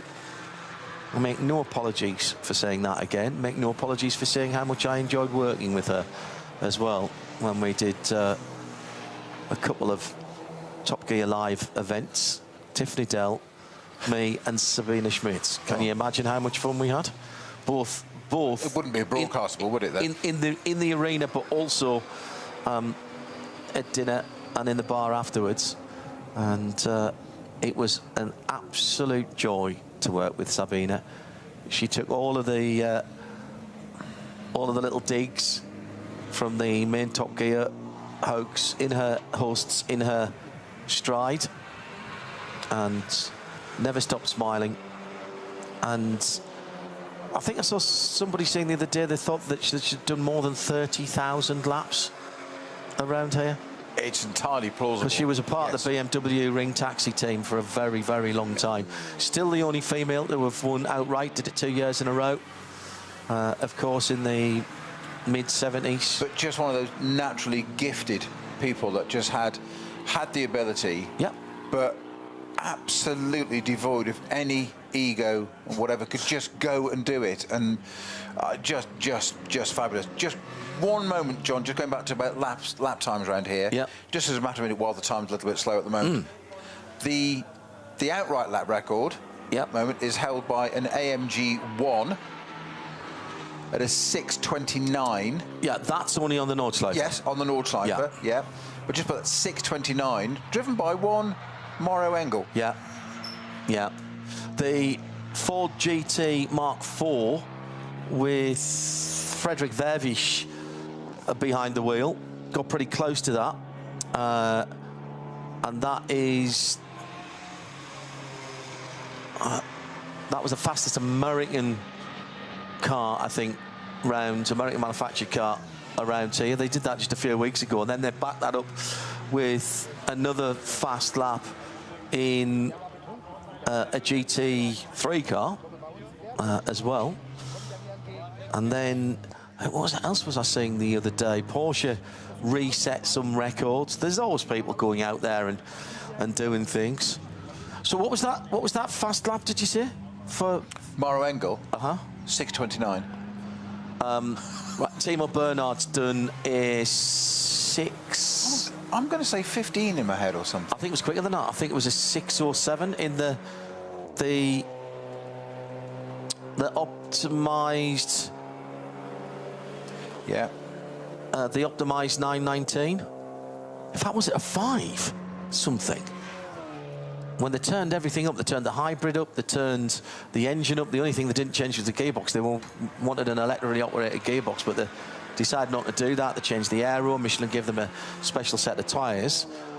And I always remember talking to Timo after that. He said, I think there was a bit of time left on the table there. So he went to Frank Steffenwalliser and said, I'll do another one while the weather's good. And Frank said, no, we've beaten Beloff's time. That's all we came here to do. Let's have some respect. And we'll call it at that. So that was a 919 hybrid Evo. Correct. Yep. Okay. What was that? Little stats for you here. Okay. It's obviously on the Nordschleife only. Correct. Okay. So he averaged. Yeah. 233.8k. That's 145.3 miles per hour. Average being the operative word there. And the time, John. Are you sitting down? Yeah. 5 minutes. Yeah. 19.5 seconds. 5:19. That's right. I knew it was something ridiculous. Insane. It is available on various platforms as a YouTube type video. Sorry, I should have said that one. Other platforms available too, but do go and watch it, because the levels of concentration to keep that all hooked up and out of the scenery is phenomenal. Absolutely phenomenal. I remember watching that and also watching the Peter Dumbreck electric lap as well, and wondering why they were braking in certain places. Then when I watched the video back for the second and third time, saw the speeds that they were going. By the way, Sabine Schmitz did not win back-to-back here when she was only 6 years old. I think I said the mid-70s. Yeah, I meant the mid-90s. Yeah. I know she was good, but... She was, her and her sister. Her sister was a decent driver as well. She won the VLN titles back-to-back and won 24-hour race. Yeah. And still the only female to... Mid-90s? 96 and 97, I think, the 24 hours for BMW. Incredible. Thank you, Tim Gray. That's why he's an executive producer, because he's listening to everything all the time. We are down to the last 8 minutes. Nobody is improving at the moment. A big thank you to all of our camera operators, particularly those who are up on the cherry pickers, where when it gets windy, it's very scary. And if we do get a bit of thunder and lightning in the air, those will come down. But we've been getting some incredible shots from that. A whole load of cars at the end of the first race lap tomorrow are going to be in the pit lane from various of the starting groups. If you're not used to this, we start different starting groups, round about 50 in the first group, which will be all the SP9 cars. Do you know it's dry on the far side of the circuit now? The Dacia is that's great for the 5 cars that are out on the circuit at the moment. Well, but also it's great for TQ3. Absolutely fantastic for TQ3. Hey, can you bring my charger for me, please?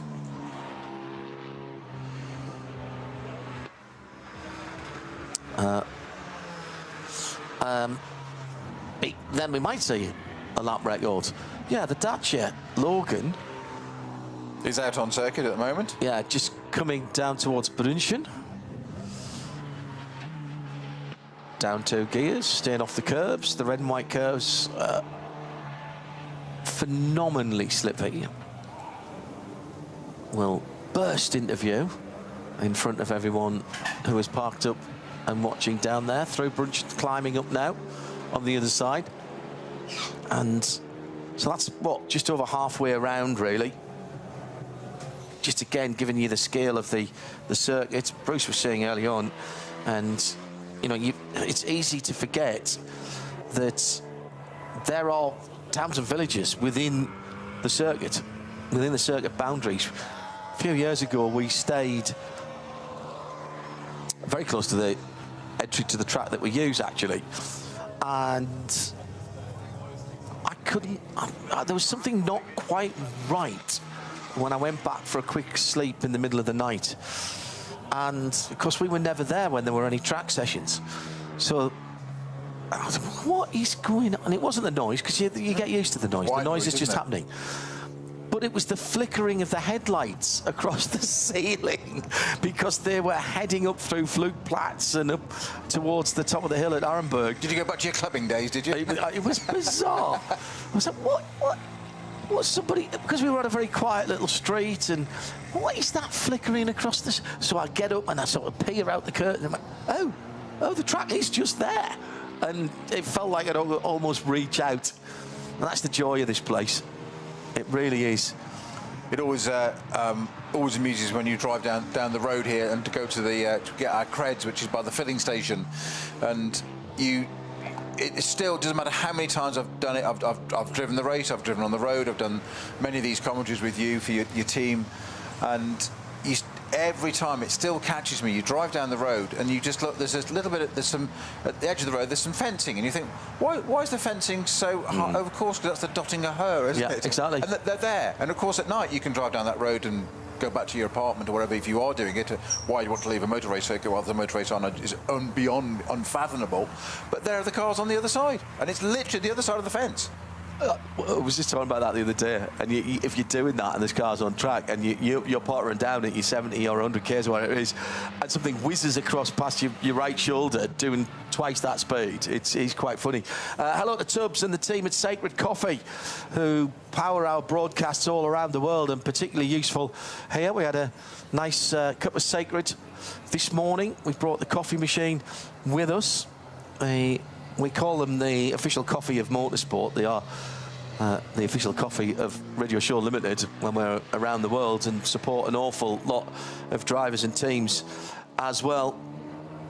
And at the moment, if you go to sacredpod.com/coffee, you can get 10% off with race 10 in capitals, RACE 10, 10% off for those of you watching and listening. Hello Tubbs, hello everybody. Very busy time for motor racing at this time of the year, with Le Mans around the corner, IMSA, a couple of races on consecutive weekends for different categories of cars. We'll be covering all that for you as well. Looking forward to the next few months, and it's a much more sensible, it's not entirely sensible, but it's a slightly less bonkers calendar for endurance racing, particularly for the GT3 drivers, who last year the top drivers were at Le Mans for 2 weekends, test day on the Sunday, then obviously Wednesday, Thursday, Friday, or Wednesday, Thursday, Saturday and Sunday. Then they were here, and we drove straight across as well, and that then was Thursday, Friday, Saturday, Sunday, another 24 hours race. And if that wasn't enough last year, then there were 90 clicks, 100 clicks up the road at Spa for another Wednesday, Thursday, Friday, Saturday, Sunday for this CrowdStrike Spa 24 hours. I mean, 2 of the most majestic circuits in Europe, back to back, the world, and they're, as you say, just a few kilometres apart. It took us, and equally, John, couldn't be more different circuits. No, indeed. Too long. I mean, let's not forget that Spa is just over 7 kilometres around, 7.001, so just over 4 miles. In its current half form since 1979. Well, yes, indeed so. But it's fast and it's technical and it's weather affected. The WEC last weekend there was a tremendous race. I stayed up there on Sunday. I had a very quiet day of reflection, doing a bit of prep for here in Le Mans. I drove down on Monday and deliberately stayed off. There's a highway that you can drive down, but I didn't do that.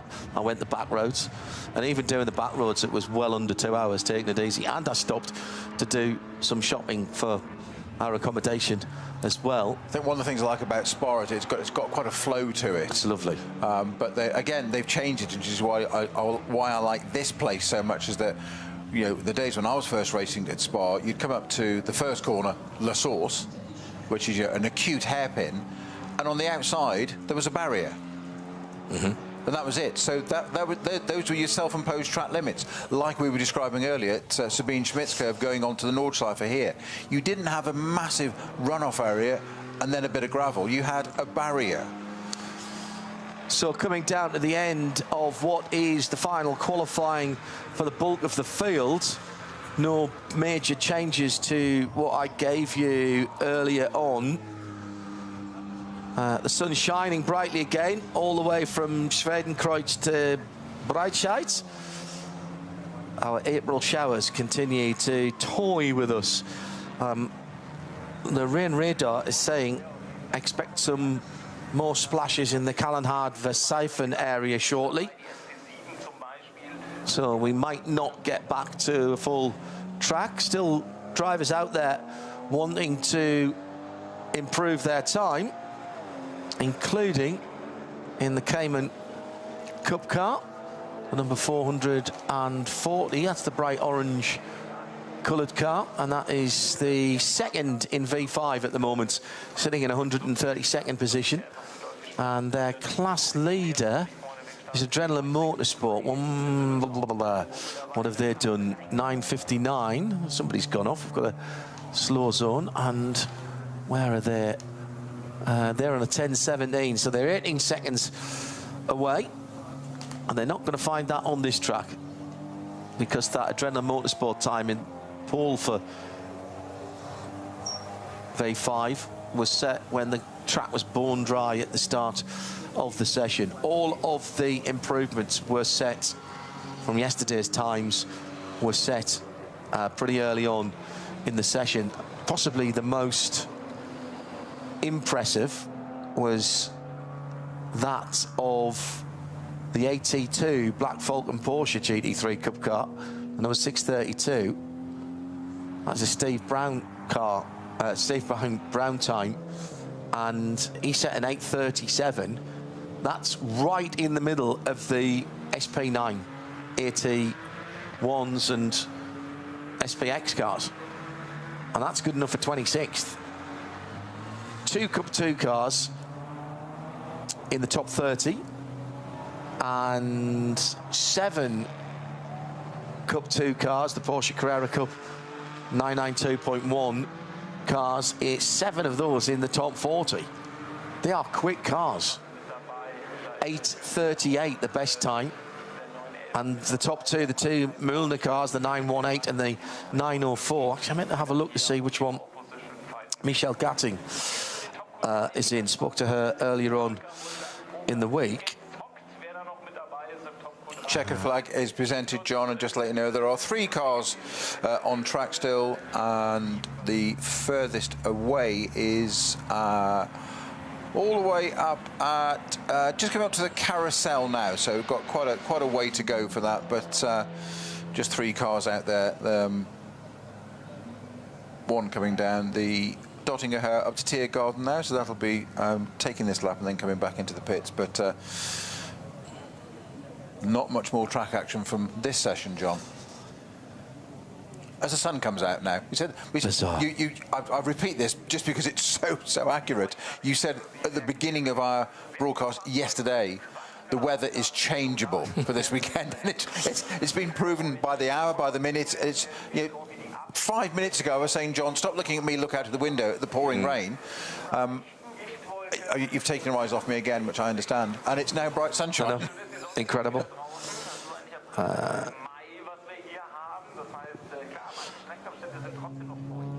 Fluffy clouds at the far side of the circuit now.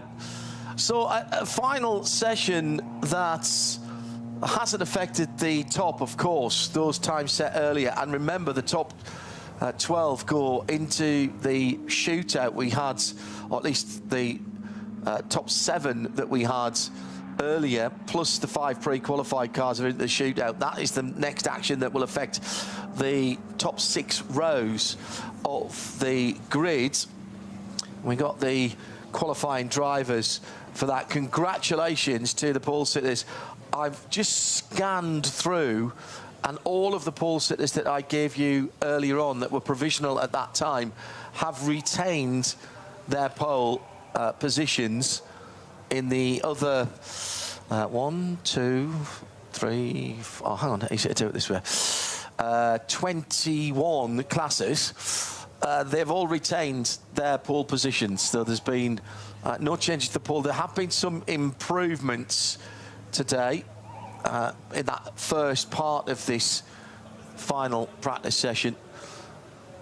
So qualifying 3 brings to an end the conventional qualifying. So all of the grid with the times on the screens around the circuit and on the live timing via the internet, all of those times except the front 6 rows, all of those times have set the grid. So from 13th to 160, because we know there's going to be a couple of non-starters, or at least one non-starter at the moment.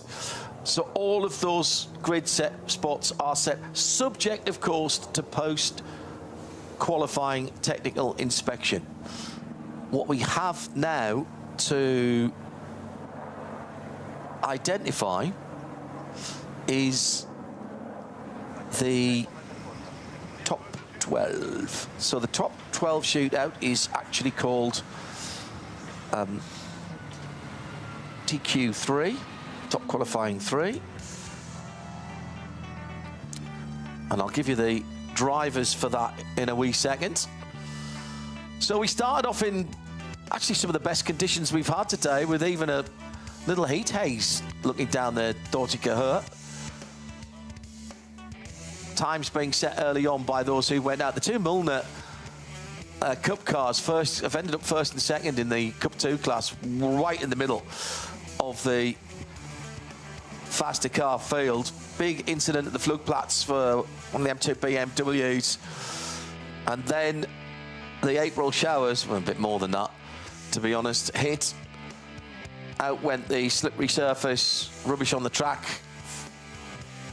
flags.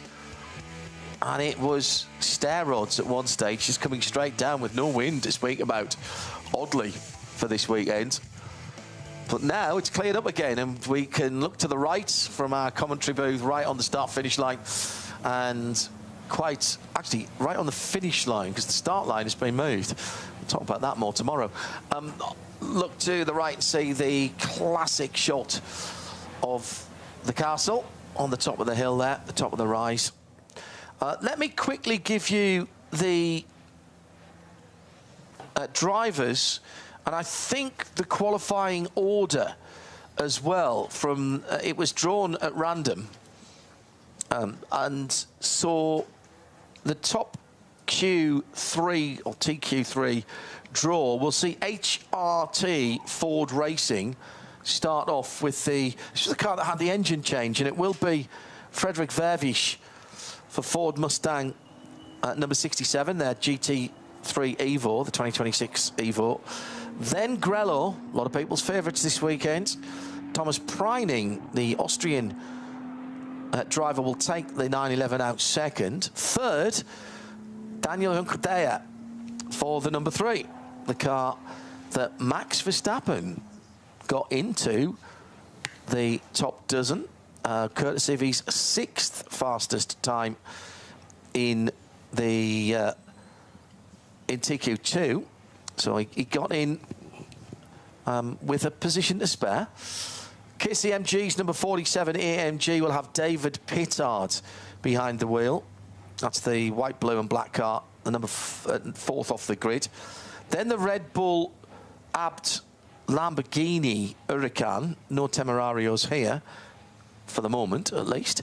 That's an Evo version of that car. The 84 car will be driven by Luca Engsler for the qualifying, and he'll go off in 5th. In 6th, the Relais Condor Racing with Rinaldi Ferrari, the only Ferrari in the SP9 class. Again, Rinaldi know Ferrari very, very well, and in fact they helped out Fricadelli the year that they won the race.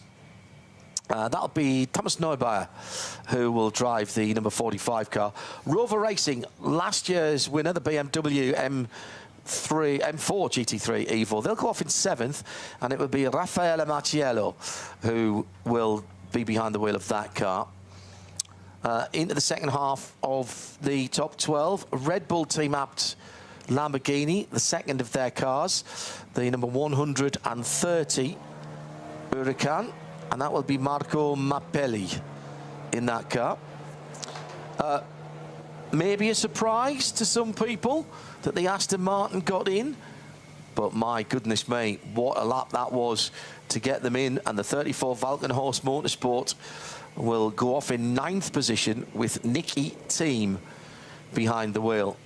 Nicky Team in an Aston Martin on the Nordschleife in slightly damp conditions. There was an NLS round where he was driving that car, and Bruce and I were covering it, and it was one of the little bits of jeopardy where he was leading it. Yeah. And it was coming over to the line, coming down the Dottinger Hoe, and it's that bit where you're going, is he going to cross the line or not? Is he going to have to do an extra lap? Ideally, what he needs to do is not cross the line, but and just back it off a bit. There was no competition, no need, no worry about losing a position or whatever. And he crossed the line with less than 10 seconds to spare. Yeah. Mm-hmm. So what did he do? As we said, so you've got to keep it clean. You've got to do another lap round here now. Yep. You're going to win this race, but not if you put it off or whatever. So what did Nicky team do? Set the fastest lap of the race on the last lap. On the last lap. And why? Because he could. Because he could. Because exactly he's Nicky team. Yeah, because it's Nick. Exactly. Well, challenge accepted. Yes. 10th position will be another Lamborghini. So that's 3 Lambos. Slightly older version, I think. The Franz Conrad car. Actually, no, yours is an Evo 2 as well. So an updated version of the number 7, running in that sort of Miami blue colour that Franz Conrad has had for such a long time. It'll be Maxi Paul who'll be driving that. It does so remind me of Leighton House, that colour. Fantastic. I noticed there's some people doing some replica old style Leighton House sweatshirts on the web. I lusted. I sense a purchase coming. Well, you see, I lusted after, in periods when there were Leighton House Porsches at Le Mans. That was when I fell into it early in my Radio Le Mans career, and I saw the car and I saw them walking around in the paddock jackets, which were. You probably wouldn't be able to sell them now because there's probably far too much polyester and plastic in them. Mm-hmm. Sort of padded jacket, slightly padded, more like a rally jacket. It's probably a fire risk in reality. Oh, absolutely. Couldn't go anywhere near a naked flame. You'd gone up you're looking up like an amaretti paper. It's entirely flammable. Yes, entirely, totally. But I fell for that then. So that's going off in 10th position. HRT Ford Racing, the number 64 car. So they've got 2 of their 3 Ford Mustang GT3s in there. And second to last will be, who are you choosing for the 64? Well, how about somebody who knows this place like the back of his hand, could probably drive most of it blindfold. It is, of course, Frank Stippler. 3-time winner. Mr. 3 times. And the last car off the line, and this is going to be mega to see this. They're saying they don't have the speed in the dry. They would quite like it to be wet, so they might like it to be slightly slippery. There's life in the old R8 LMS GT3 for Share a Sport PHX, and the number 16 car will go off last, and it will be the Rabbit himself. Haase is German for Rabbit. Christ Haase will be going. He's relishing the challenge. Again, and not just relishing and responding. Oh, absolutely. I mean that NLS race earlier in the year when Max was in the Mercedes and got away at the start. I think he qualified P3, got to P1 to start, and then Hasse got past him on the dotting hoe at the end of the first lap, and then spent an hour, and I said it on air at the time, delivering a masterclass of how to drive a car around the Nordschleife. It was outstanding. And I have no doubt whatsoever that Max Verstappen sat behind him just going, almost like Top Gun, like, this kid's good. Oh, yeah. And watching and learning, which is what you expect somebody of that calibre to do. Of course you do. Sit and watch and learn from a ringmeister. He's a sponge. Yeah. You sponge it up. Absolutely. Well, any decent driver would do that. Well, when somebody jumps across from a different form of motorsport into something where people are specialists, it's easy to forget, and we should always remember this. Even something like, I commentate on Whelen Mazda MX-5 Cup, and we've had people from NASCAR, top classes of endurance racing around the world, IndyCar drivers jump into those cars. They are proper little race cars. They start as a road car, but they are basically stripped out, and they are turned. The FLIS performance turn them into a proper race car, sequential box now as well. They are fabulous. Multimatic DSSV. Suspension exactly the same as the AMGs have here. Really quite a sophisticated little racing car. But what you forget is these people who are jumping out of something very different, they are going up against people who are specialists in these cars and race them 16, 18, 20 times a year. In GT3... And have done for a few years. Yeah, and some of them have done for a few years, yeah. There's $1.3 million of prize money over the year in that category. That situation is literally times by 5 or 6 for the top GT3 drivers, because they are doing, I think I said it earlier, Mara Engelhoff was telling me he was doing 40 race weekends a year. And so he's living in that car. His muscle memory must be incredible. And, you know, whichever track it is, whatever set of tyres the series are running on, he's got the experience of being in the car. And, you know, for Haase, exactly the same. Chris Haase, exactly the same. And for any driver to jump in from another series, particularly one as high profile as Max Verstappen, is a brave thing to do. It is a brave thing, because what's he got? He's got nothing to win, really, and everything to lose. And slotting in as he has done, and learning. The guys in his team are full of praise. It's a bit like when Valentino Rossi started taking four-wheel motorsport seriously, and he went into GT3, and basically he said, look, I have to start again now. Even though I've driven some GT3 cars before, I've done it for fun. I've got to start again now. And, you know, he's won big races. I thought it a little bit over 30 years ago when Nigel Mansell was the reigning F1 champion, went off to IndyCar, came back, and he was at one point, he was for 6 odd weeks, I think, he was the reigning F1 and IndyCar champion. Paul Prost won it again in '93. Should have won the Indy 500 that first year as well, exactly. Actually. And Ford brought him back to UK and Donington, put him in a British touring car, and he did exceptionally well. But what a lot of people forget as well is that weekend he drove a TVR Tuscan. That's right. Arguably one of the best one-make series at that time. Top people in that: Chris Goodwin, Tim Harvey, Colin Blower, etc. Nigel Mansell jumped into one of those TVR Tuscans, which weren't the easiest things to handle, let's put it that way. No. Okay? And what did he do with it? He put it on the front row. Now, okay, Colin Blower, my old mentor, I've got to say it, pipped him to P1. Fair enough. But I always thought it was massive credit to Mansell to jump into something so utterly alien. For a start, the engine was up at the front. He wasn't used to that. And jump in a Tuscan against class field of those people and put it on the front row. Unfortunately, never took part in the race, but off the touring car thing. But it was an absolute credit. It was a real metric of just how good these people are. We'll take a look at some of your questions that are coming in from around the world at RSL_studio. Use the hashtag RSLN24. We'll take a look at that in a minute.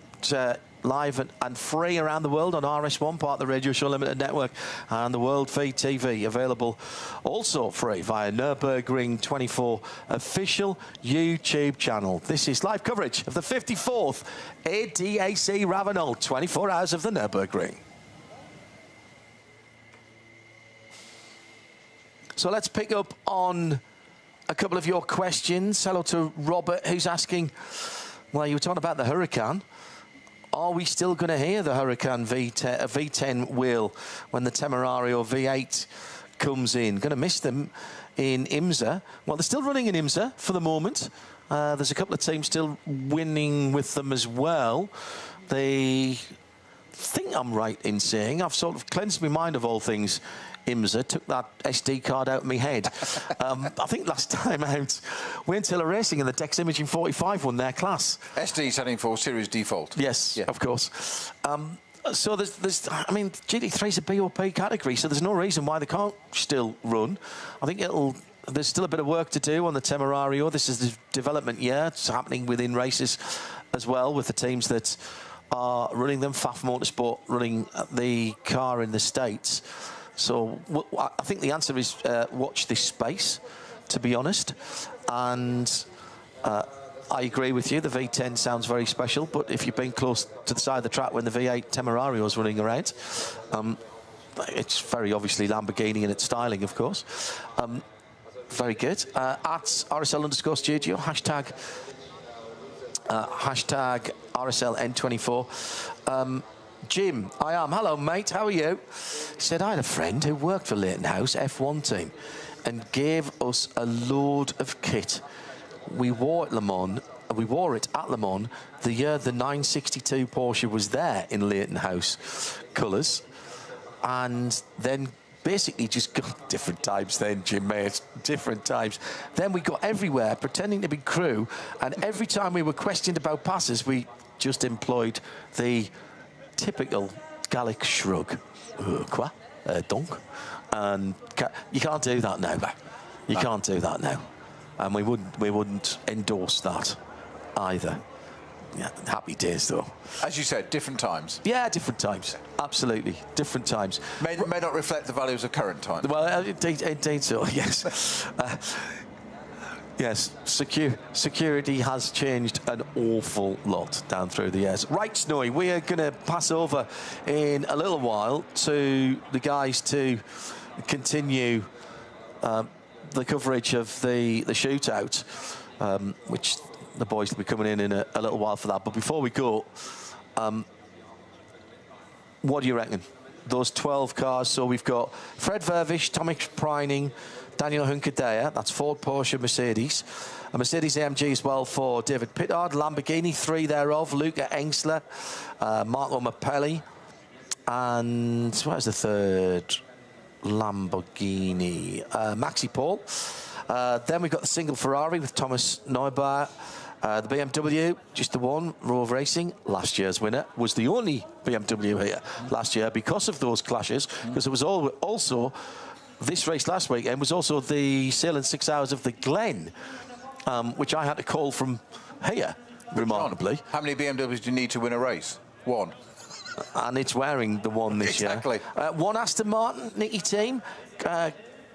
Frank Stippler in the Ford, and Fred Vervish in the Ford, and Shearer Sport PHX for Chris Haase.